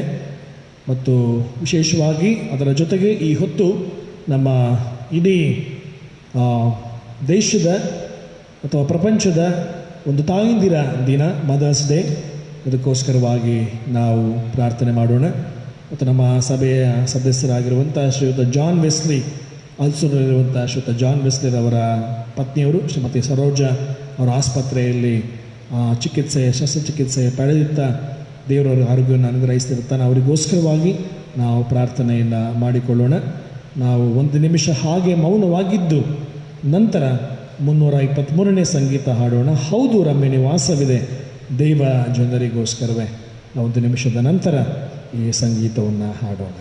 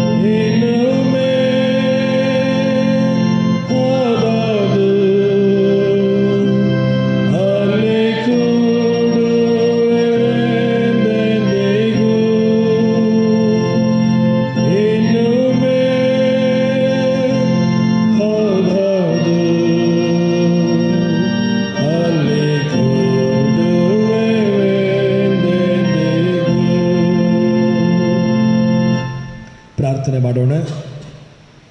ನಾನೇ ಪುನರುತ್ಥಾನವೂ ಜೀವವೂ ಆಗಿದ್ದೇನೆ. ನನ್ನನ್ನು ನಂಬುವವನು ಸತ್ತರೂ ಬದುಕುವನು, ಮತ್ತು ಬದುಕುತ್ತಾ ನನ್ನನ್ನು ನಂಬುವ ಪ್ರತಿಯೊಬ್ಬನು ಎಂದಿಗೂ ಸಾಯುವುದಿಲ್ಲ ಎಂಬುದಾಗಿ ನಮಗೆ ವಾಗ್ದಾನವನ್ನು ಅಭಯವಚನ ನೀಡಿದಂಥ ನಮ್ಮ ಯೇಸು ಸ್ವಾಮಿಯೇ, ನಿನ್ನನ್ನು ಮರಣದಿಂದ ಜೀವಕ್ಕೆ ತಂದು ನಮ್ಮೆಲ್ಲರಲ್ಲಿ ಹೊಸ ನಿರೀಕ್ಷೆ ಮೂಡಿಸಿದಂಥ ದೇವರಿಗೆ ನಾವು ಸ್ತೋತ್ರ ಸಲ್ಲಿಸ್ತೇವೆ. ಮನುಷ್ಯನು ಸ್ವಾಮಿ ಮಣ್ಣಿನಿಂದ ಉಂಟಾದಂಥವನು, ಆತನು ಪುನಃ ಅಂಥ ನಿನ್ನ ನಿಯೋಗವನ್ನು ಈ ಮರಣದ ಮೂಲಕವಾಗಿ ನಮಗೆ ನೀನು ಕಲಿಸಿಕೊಟ್ಟಿದ್ದಿ. ಈ ಉದಯ ಕಾಲದಲ್ಲಿ ಸ್ವಾಮಿ ವಿಶೇಷವಾಗಿ ನಿನ್ನಲ್ಲಿ ತೀರಿ ಹೋದಂಥ ನಮ್ಮ ಸಭೆಯ ಸದಸ್ಯರು, ಹಿರಿಯರು, ಶ್ರೀಮತಿ SK ಸುರತ್ನಮ್ಮ ಇವರ ಜೀವಿತಕ್ಕಾಗಿ ನಾವು ನಿನಗೆ ಸ್ತೋತ್ರ ಸಲ್ಲಿಸ್ತೇವೆ. ಕರ್ತನೇ, ಇಹಲೋಕದ ಜೀವನದ ಯಾತ್ರೆಯಲ್ಲಿ ನೀನು ಅವರನ್ನು ನಡೆಸಿದ್ದಿ. ಮಹಿಳೆಯರ ಮಧ್ಯದಲ್ಲಿ ಮತ್ತು ರೋಗಿಗಳ ಮಧ್ಯದಲ್ಲಿ ಅವರು ಅನೇಕ ರೀತಿಯಲ್ಲಿ ಸೇವೆಯನ್ನು ಮಾಡುವ ಹಾಗೆ ನೀನು ಉಪಯೋಗಿಸಿಕೊಂಡು, ಅದಕ್ಕಾಗಿ ನಿನಗೆ ಸ್ತೋತ್ರ. ದೇವ, ನಿನ್ನ ಕರೆಯುವಿಕೆ ಮೂಲಕವಾಗಿ ನಿನ್ನ ಬಳಿಯಲ್ಲಿ ಬಂದಿದ್ದಾರೆ. ಅವರ ಆತ್ಮಕ್ಕೆ ಸಮಾಧಾನವನ್ನು ನೀಡು ಸ್ವಾಮಿ. ಅವರ ಕಷ್ಟಗಳು ತೀರಿಸಿ ಸ್ವಾಮಿ, ನಿನ್ನ ಆ ಸಂತೋಷದ ಸೌಭಾಗ್ಯಕ್ಕೆ ನೀನು ನಡೆಸಿದ್ದೆ, ಅದಕ್ಕಾಗಿ ಸ್ತೋತ್ರ. ವಿಶೇಷವಾಗಿ ಬಿಟ್ಟು ಹೋಗಿರುವಂಥ ಪ್ರಿಯ ಹಿರಿಯರ ಪತಿಗಾಗಿಯೂ, ಪ್ರೀತಿಯುಳ್ಳ ಮಕ್ಕಳು, ಸೊಸೆಯಂದಿರು, ಮೊಮ್ಮಕ್ಕಳು, ಇಡೀ ಕುಟುಂಬಕ್ಕಾಗಿಯೂ ನಾವು ಪ್ರಾರ್ಥಿಸುತ್ತೇವೆ. ನೀನು ಆಧರಿಸುವವನು, ಸಂತೈಸಿ ಬಲಪಡಿಸುವವನೂ ಆಗಿದ್ದಿ. ಕರ್ತನೆ, ಕುಟುಂಬದವರೆಲ್ಲರಿಗೆ ಬೇಕಾದಂಥ ನಿನ್ನ ಸಾಂತ್ವನವನ್ನು, ನಿನ್ನ ಸಂತೈಸುವಿಕೆ ನಿನ್ನ ವಾಕ್ಯಗಳ ಮೂಲಕವಾಗಿ ದಯಪಾಲಿಸಿ ಅವರಲ್ಲಿ ಸ್ವಾಮಿ ಹೊಸ ನಿರೀಕ್ಷೆಯನ್ನು ಮೂಡಿಸಿ ದುಃಖದ ಕುಟುಂಬವನ್ನು ಆಧರಿಸಿ ಎಂಬುದಾಗಿ ನಾವು ಪ್ರಾರ್ಥಿಸ್ತೇವೆ. ಅದೇ ರೀತಿಯಲ್ಲಿ ಸ್ವಾಮಿ, ಕಳೆದ 5ನೇ ತಾರೀಕು ನಮ್ಮ ಸಭೆಯ ಪ್ರೀತಿಯುಳ್ಳ ಜಸ್ಟಿನ್ ಪ್ರಭಾಕರ್ ರಿಚರ್ಡ್, ಈ ಚಿಂಟು ಮಗನ ಒಂದು ನೆನಪನ್ನು ನಾವು ಮಾಡಿಕೊಳ್ತೇವೆ. ದೇವರೇ, 11 ವರ್ಷಗಳ ಹಿಂದೆ ನೀನು ಆತನನ್ನು ಕರೆದುಕೊಂಡು, ಅದು ನಿನ್ನ ಚಿತ್ತ, ಅದು ನಿನ್ನ ಕರೆಯುವಿಕೆ. ಈ ಸಮಯದಲ್ಲಿ ಸ್ವಾಮಿ ದುಃಖದ ಕುಟುಂಬವನ್ನು ಆಧರಿಸು. ಪ್ರಿಯ ಮಗನನ್ನು ಕಳೆದುಕೊಂಡಂಥ ದುಃಖದಲ್ಲಿರುವಂಥ ಕುಟುಂಬಕ್ಕೆ ಬೇಕಾದಂಥ ಆದರಣೆಯನ್ನು, ಸಮಾಧಾನ ನೀಡು. ನೀನು ನಂಬಿಗಸ್ತನಾದ ದೇವರು, ನಮ್ಮಲ್ಲಿ ಹೊಸ ನಿರೀಕ್ಷೆಯನ್ನು, ಹೊಸ ಬಲವನ್ನು ಮೂಡಿಸಿದೆಯಲ್ಲ. ಪ್ರೀತಿಯುಳ್ಳ ಚಿಂಟು ಮಗನನ್ನು ಆಶೀರ್ವದಿಸಿ ನೀನು ಹಲೋಕದಲ್ಲಿ ಆತನಿಗೆ ಅನುಗ್ರಹಿಸಿದಂಥ ಎಲ್ಲ ಜ್ಞಾನಕ್ಕಾಗಿ, ವಿವೇಕಕ್ಕಾಗಿ, ಒಳ್ಳೆತನಕ್ಕಾಗಿ, ಆತನ ಜೀವಿತಕ್ಕಾಗಿ ಸ್ತೋತ್ರ ಸ್ವಾಮಿ. 11 ವರ್ಷಗಳು ಕಳೆದರೂ ಕೂಡ ಸ್ವಾಮಿ ಆತನ ನೆನಪು ನಮ್ಮೆಲ್ಲರಲ್ಲಿ ಸ್ವಾಮಿ ಅದು ಈಗಲೂ ಕೂಡ ಇದೆ ಎಂಬುದಾಗಿ ಸ್ಮರಿಸಿ ಆತನ ಜೀವಿತಕ್ಕಾಗಿ ವಂದಿಸ್ತೇವೆ. ನಿನ್ನ ಬಳಿಯಲ್ಲಿ ಆತನಿದ್ದಾನೆ ಸ್ವಾಮಿ. ಆತನ ಆತ್ಮಕ್ಕೆ ಬೇಕಾದಂಥ ಸಮಾಧಾನ ನೀಡು. ಮತ್ತು ನಮ್ಮಲ್ಲಿ ತೀರಿ ಹೋಗಿರುವಂಥ ಎಲ್ಲ ಭಕ್ತರನ್ನು ಸ್ಮರಿಸಿಕೊಳ್ತೇವೆ, ಎಲ್ಲ ಪ್ರೀತಿಯುಳ್ಳ ಕುಟುಂಬದ ಆಪ್ತರನ್ನು ಸ್ಮರಿಸಿಕೊಳ್ತೇವೆ. ತೀರಿ ಹೋಗಿರುವಂಥ ಎಲ್ಲ ಕುಟುಂಬಕ್ಕೆ ನೀನು ಸಮಾಧಾನ ನೀಡು. ಕಡೆಯ ದಿನದಲ್ಲಿ ಸ್ವಾಮಿ, ನಾವೆಲ್ಲರೂ ಕೂಡ ನಿನ್ನೊಂದಿಗೆ ನೀನು ರಾಜಾದಿರಾಜನಾಗಿ ಬರುವಾಗ ಕಳೆದುಕೊಂಡಂಥ ನಮ್ಮ ಎಲ್ಲ ಪ್ರಿಯರನ್ನು ಆತ್ಮಿಕವಾಗಿ ನಾವು ಕಣ್ಣಾರೆ ಕಾಣುತ್ತೇವೆ ಎನ್ನುವಂಥ ದೃಢ ನಂಬಿಕೆ, ನಿರೀಕ್ಷೆಯಲ್ಲಿ ಮುನ್ನಡೆಸುವುದಾಗಿ ನಾವು ಪ್ರಾರ್ಥಿಸ್ತೇವೆ ಸ್ವಾಮಿ. ವಿಶೇಷವಾಗಿ ಈ ಸಮಯದಲ್ಲಿ ಅನಾರೋಗ್ಯದಲ್ಲಿರುವಂಥ ಶ್ರೀಮತಿ ಸರೋಜಾ ಇವರಿಗಾಗಿ ನಾವು ಬೇಡುತ್ತೇವೆ. ಆಸ್ಪತ್ರೆ ಇರುವಾಗ ದೇವರ ನೀನು ಅವರಿಗೆ ಆರೋಗ್ಯದಾಯಕನಾಗಿ ಬಲವನ್ನು ಕೊಟ್ಟು ನಡೆಸು. ಮತ್ತು ಅದೇ ರೀತಿಯಲ್ಲಿ ನಮಗೆ ತಿಳಿಲಾರದ ಅಸ್ವಸ್ಥರಾಗದ ಎಲ್ಲರಿಗಾಗಿ ಪ್ರಾರ್ಥಿಸ್ತೇವೆ. ರೋಹನ್ ಸ್ಮಿತ್ ಈ ಮಗನನ್ನು ಕೂಡ ಆಶೀರ್ವಾದ ಮಾಡು. ಈವರೆಗೂ ಅನುಗ್ರಹಿಸಿದಂಥ ಆರೋಗ್ಯಕ್ಕಾಗಿ, ಬಲಕ್ಕಾಗಿ ಸ್ತೋತ್ರ. ಇನ್ನು ಹೆಚ್ಚಾಗಿ ಆತನನ್ನು ಕೈ ಹಿಡಿದು ನಡೆಸು ಸ್ವಾಮಿ. ಕರ್ತನೇ, ಈ ಸಮಯದಲ್ಲಿ ವಿಶೇಷವಾಗಿ ನಮ್ಮ ಇಡೀ ಸಭೆಯ ಮತ್ತು ನಮ್ಮ ಇಡೀ ಸಮುದಾಯದ ಮತ್ತು ಎಲ್ಲ ತಾಯಂದಿರಿಗಾಗಿ ನಾವು ಪ್ರಾರ್ಥಿಸ್ತೇವೆ. ಇವತ್ತು ವಿಶ್ವ ತಾಯಂದಿರ ದಿನ. ಎಲ್ಲ ತಾಯಂದಿರನ್ನು ಸ್ಮರಿಸಿಕೊಳ್ಳುತ್ತಾ ಅವರು ನೀಡಿದಂಥ ಕೊಡುಗೆಗಳಿಗಾಗಿ, ಅವರು ಮಾಡುವಂಥ ಸೇವೆಗಾಗಿ, ಅವರ ಎಲ್ಲ ಕಾರ್ಯಗಳಿಗಾಗಿ ನಾವು ವಂದಿಸ್ತೇವೆ ಸ್ವಾಮಿ. ಎಲ್ಲ ಪ್ರಿಯ ತಾಯಂದಿರನ್ನು ಆಶೀರ್ವದಿಸು. ಅವರು ಕೊಟ್ಟಿರುವಂಥ ಜವಾಬ್ದಾರಿಗಳು, ಮನೆ ವಾರ್ತೆ ಕೆಲಸಗಳು, ಅವರ ಸೇವೆಗಳು, ಅವರು ಅನುಗ್ರಹಿಸುವಂಥ ಕುಟುಂಬಗಳು, ಅವರು ಕೊಟ್ಟಿರುವಂಥ ಪ್ರತಿಯೊಂದು ಹೆಜ್ಜೆಗಳನ್ನು ನೀನು ಆಶೀರ್ವಾದ ಮಾಡು ಸ್ವಾಮಿ. ಜ್ಞಾನ ವಿವೇಕದಲ್ಲಿ ತುಂಬಿಸು. ಕುಟುಂಬಗಳನ್ನು ಮತ್ತು ಉತ್ತಮವಾಗಿ ಸಮಾಜವನ್ನು ನಡೆಸುವುದಕ್ಕೆ ಬೇಕಾದಂಥ ನಿನ್ನ ಆತ್ಮನ ಬಲವನ್ನು ದಯಪಾಲಿಸಿಕೊಟ್ಟು ಕಾಪಾಡು ದೇವರೇ. ಈ ಆರಾಧನೆಯಲ್ಲಿ ಪಾಲ್ಗೊಂಡು ಇದನ್ನು ನಿನ್ನ ಮಹಿಮೆಗಾಗಿ ವೀಕ್ಷಿಸಿ ಸ್ವಾಮಿ, ನಿನ್ನಲ್ಲಿ ಆರಾಧನೆ ಭಾಗಿಗಳಾಗಿರುವಂಥ ಪ್ರತಿಯೊಬ್ಬರಿಗಾಗಿ ನಾವು ಪ್ರಾರ್ಥಿಸ್ತೇವೆ. ದೂರವಿದ್ದರೂ ಹತ್ತಿರವಿದ್ದರೂ ಸ್ವಾಮಿ ಎಲ್ಲರನ್ನ ಹೆಸರಿಡಿದು ಆಶೀರ್ವದಿಸು. ಈ ಸಮಯದಲ್ಲಿ ಕರ್ತನೆ, ಇಂದು ಮತ್ತು ಬರುವ ವಾರದಲ್ಲಿ ಜನ್ಮ ದಿವಸನ ಆಚರಿಸಿಕೊಳ್ಳುತ್ತೆ ಎಲ್ಲರಿಗಾಗಿ ನಾವು ಪ್ರಾರ್ಥಿಸ್ತೇವೆ. ಹೊಸ ವರ್ಷವನ್ನು ಅನುಗ್ರಹಿಸಿಕೊಟ್ಟಿದ್ದಿ, ಹೊಸ ವರ್ಷವನ್ನು ಕೊಡುತ್ತಿ ಎನ್ನುವಂಥ ದೃಢ ನಂಬಿಕೆ ನಿರೀಕ್ಷೆಯಿಂದಲೇ ಪ್ರತಿಯೊಬ್ಬರು ಒಪ್ಪಿಸಿಕೊಡುತ್ತೇವೆ. ನೀನು ಕೈ ಹಿಡಿದು ನಡೆಸು, ಆರೋಗ್ಯವನ್ನು, ಕ್ಷೇಮವನ್ನು, ಬಲವನ್ನು, ಅವರ ಕೆಲಸಗಳ ಯಶಸ್ಸನ್ನು ದಯಪಾಲಿಸು, ಶುಭವೂ ಕೃಪೆ ಅವರ ಜೀವಿತಗಳನ್ನು ಪಾಲಿಸಿ ಎಂಬುದಾಗಿ ನಾವು ಪ್ರಾರ್ಥಿಸ್ತೇವೆ. ಅಷ್ಟು ಮಾತ್ರ ಅಲ್ಲದೆ ವಿವಾಹ ವಾರ್ಷಿಕೋತ್ಸವವನ್ನು ಆಚರಿಸಿಕೊಡುತ್ತ ಎಲ್ಲ ದಂಪತಿಗಳಿಗಾಗಿ ನಾವು ಪ್ರಾರ್ಥಿಸ್ತೇವೆ. ದಾಂಪತ್ಯ ಜೀವನದಲ್ಲಿ ಸ್ವಾಮಿ ನೀನು ನಾಯಕನಾಗಿ, ಪರಿಪಾಲಕನಾಗಿ ಸಂರಕ್ಷಿಸಿ ನಡೆಸಿ, ಬರುವಂಥ ಎಲ್ಲ ಸಮಸ್ಯೆಗಳಿಂದಲೂ, ಎಲ್ಲ ರೀತಿಯ ಕೇಡುಗಂಡಾಂತರಗಳಿಂದ ಅನಾರೋಗ್ಯಗಳನ್ನು ತಪ್ಪಿಸಿ ದೇವರ ನೀನು ಅವರಿಗೆ ಕುಟುಂಬದ ನಾಯಕನಾಗಿ ಪರಿಪಾಲಿಸಿ ಎಂಬುದಾಗಿ ನಾವು ಪ್ರಾರ್ಥಿಸಿ ನಿನ್ನ ಕೈಗಳಿಗೆ ಎಲ್ಲ ದಂಪತಿಗಳನ್ನು ಒಪ್ಪಿಸಿಕೊಡುತ್ತೇವೆ. ದೇವರೇ, ನಮ್ಮ ಇಡೀ ಸಭೆಯಲ್ಲಿರುವಂಥ ಪ್ರತಿಯೊಂದು ಕುಟುಂಬಗಳನ್ನು ಮತ್ತು ಈ ಆರಾಧನೆ ಭಾಗಿಯಾಗಿರುವಂಥ ಎಲ್ಲ ಪ್ರೀತಿಯುಳ್ಳ ಸಹೋದರ ಸಹೋದರಿಯರುಗಳನ್ನು, ಅವರ ಕುಟುಂಬಗಳನ್ನು ಆಶೀರ್ವದಿಸಿ ಎಂಬುದಾಗಿ ನಾವು ಪ್ರಾರ್ಥಿಸ್ತೇವೆ. ಈ ಭೀಕರವಾದಂಥ ಕರೋನಾ ವೈರಸ್ ಇದರ ಮೂಲಕವಾಗಿ ತುತ್ತಾಗುವಂಥ ಅನೇಕ ಸಾವು ನೋವುಗಳಲ್ಲಿ ಸ್ವಾಮಿ ಕುಟುಂಬಗಳಿಗಾಗಿ ನಾವು ಪ್ರಾರ್ಥಿಸ್ತೇವೆ. ದೇವ ನೀನು ಆರೋಗ್ಯದಾಯಕನು, ಘನ ವೈದ್ಯನಾಗಿದ್ದಿ ಎಂಬುದಾಗಿ ನಾವು ನೆನೆದು ನಿನ್ನ ಕೈಗೆ ಅಂತ ಒಪ್ಪಿಸಿಕೊಡ್ತೇವೆ. ನಿನಗೆ ಅಸಾಧ್ಯವಾದದ್ದು ಯಾವುದಿಲ್ಲ ಎಂಬುದಾಗಿ ಸ್ವಾಮಿ ನಂಬಿರುವಂಥ ನಾವೆಲ್ಲರೂ ಕೂಡ ನಿನ್ನ ಸಮಯದ ಎಲ್ಲವನ್ನು ಹತೋಟಿಗೆ ತೆಗೆದುಕೊಂಡು ನಿನ್ನ ಆರೋಗ್ಯವನ್ನು, ಶಿಕ್ಷೆಯನ್ನು ಕೊಡು ಎಂಬುದಾಗಿ ಪ್ರಾರ್ಥಿಸಿ ನಿನ್ನ ಕೈ ಒಪ್ಪಿಸಿಕೊಡುತ್ತೇವೆ. ಮತ್ತೊಂದು ಆವರ್ತಿ ದೇವ ನಿನ್ನ ಕರಗಳಿಗೆ ನಮ್ಮನ್ನು ಒಪ್ಪಿಸಿಕೊಡುತ್ತಾ ಈ ದಿನವೆಲ್ಲವೂ ನಮ್ಮನ್ನು ನಡೆಸಿ ಕಾಪಾಡಿ ನಿನ್ನ ಚಿತ್ತದ ಮೂಲಕವಾಗಿ ಸ್ವಾಮಿ ನಾವು ನಿನಗಾಗಿ ಜೀವಿಸುತ್ತಾ ನಿನ್ನ ಮಾರ್ಗದಲ್ಲಿ ನಾವು ನಡೆಯುವಂತೆ ನಮ್ಮನ್ನು ಬಲಪಡಿಸು. ಘನ ಮಾನ ಮಹಿಮೆ ನಿನಗೆ ಸಲ್ಲಿಸ್ತೇವೆ. ನಮ್ಮ ರಕ್ಷಕನೊಡೆಯನಾಗಿರುವಂಥ ಯೇಸುವಿನ ದೇವ ನಾಮದಲ್ಲಿ ದೀನಭಾವದಿಂದ ಬೇಡಿದ್ದೇವೆ ನಮ್ಮ ಸ್ವಾಮಿ, ಆಮೇನ್. ನಾವು ಹಾಗೆ ನಿಂತಿರುವಾಗ ಕೊನೆಯದಾಗಿ 185ನೇ ಸಂಗೀತವನ್ನು ಹಾಡೋಣ. ಸಂಗೀತಗಳಲ್ಲಿ 185, ಯಾವಾಗಲೂ ಓ ದೇವರೇ ನಿನ್ನನ್ನು ಆತುಕೊಳ್ಳುವೆ.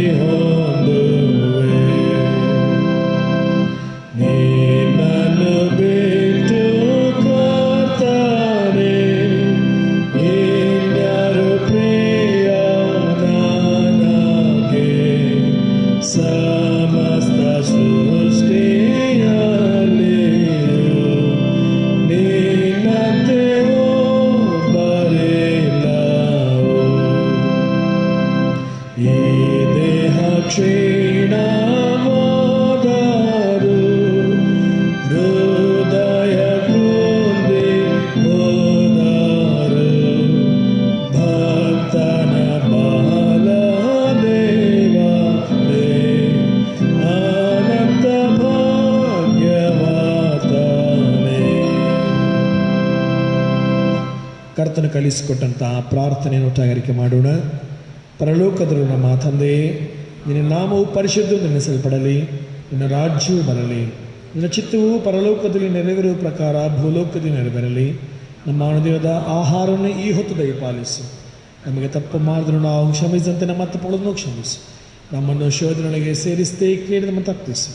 ರಾಜ್ಯವು ಬಲವು ಮಹಿಮೆಯು ಸದಾಕಾಲವೇ. ಆಮೇನ್.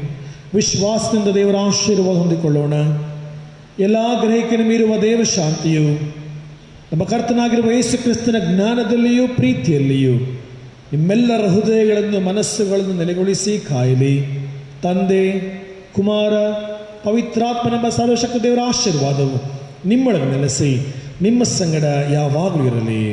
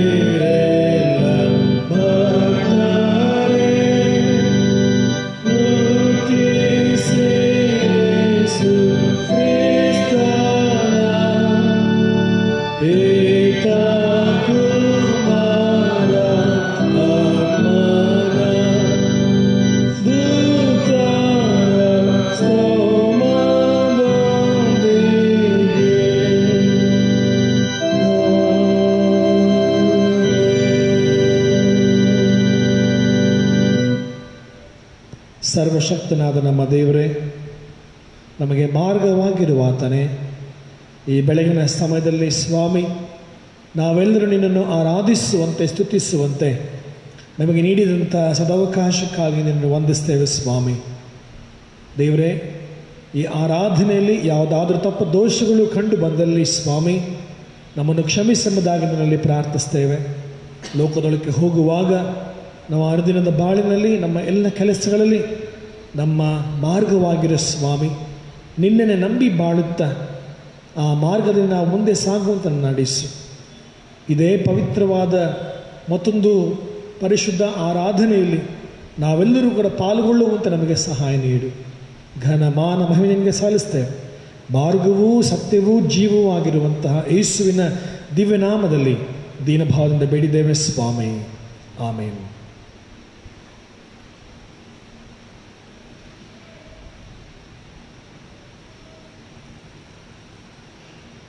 ಪ್ರೀತಿಯುಳ್ಳ ದೇವಜನರೇ, ನಿಮ್ಮೆಲ್ಲರಿಗೂ ಕೂಡ ಮತ್ತೊಂದಾವರ್ತಿ ಕ್ರಿಸ್ತೇಸುವಿನ ಸುಮಧುರವಾದ ನಾಮದಲ್ಲಿ ವಂದನೆಯನ್ನು ಸಲ್ಲಿಸ್ತೇನೆ. ಈ ಆರಾಧನೆಯಲ್ಲಿ ತಾವೆಲ್ಲರೂ ಕೂಡ ಭಾಗಿಗಳಾಗಿ ದೇವರ ಆಶೀರ್ವಾದ ಹೊಂದಿದ್ದೀರಿ ಎಂಬುದಾಗಿ ಭರವಸೆಯಿಂದ ದೇವರು ನಿಮ್ಮೆಲ್ಲರ ನಡೆಸಲಿ ಎಂಬುದಾಗಿ ಪ್ರಾರ್ಥಿಸುವನಾಗಿದ್ದೇನೆ. ಬರುವ ಬುಧವಾರ ಅಂದರೆ 13ನೇ ತಾರೀಕು ಸಂಜೆ 6:30 ಗಂಟೆಗೆ ವಾರ ಮಧ್ಯದ ಮಿಡ್ ವೀಕ್ ಆರಾಧನೆ ನಡೆಸಲ್ಪಡ್ತದೆ. ಆರಾಧನೆ ತಾವೆಲ್ಲರೂ ಕೂಡ ಭಾಗಿಗಳಾಗುವಂತೆ ವಿನಂತಿಸಿಕೊಳ್ತೇನೆ. ಬುಧವಾರ 13ನೇ ತಾರೀಕು ಮೇ ಸಂಜೆ 6:30 ಗಂಟೆಗೆ ಈ ಆರಾಧನೆಯಲ್ಲಿ ತಾವೆಲ್ಲರೂ ಕೂಡ ಆನ್ಲೈನ್ ಮೂಲಕವಾಗಿ ಭಾಗವಹಿಸುವಂತೆ ವಿನಂತಿ. ಮತ್ತೊಂದು ಅವತ್ತೆಲ್ಲರೂ ಕೂಡ ವಂದಿಸ್ತೇನೆ ಮತ್ತು ವಿಶೇಷವಾಗಿ ಎಲ್ಲ ತಾಯಂದಿರಿಗೂ ಕೂಡ ತಾಯಂದಿರ ದಿನದ ಶುಭಾಶಯಗಳನ್ನು ನಾನು ಸಲ್ಲಿಸಿ ದೇವರು ನಿಮ್ಮೆಲ್ಲರನ್ನು ಆಶೀರ್ವದಿಸಲೆಂಬುದಾಗಿ ಹಾರೈಸಿ ಪ್ರಾರ್ಥಿಸ್ತೇನೆ.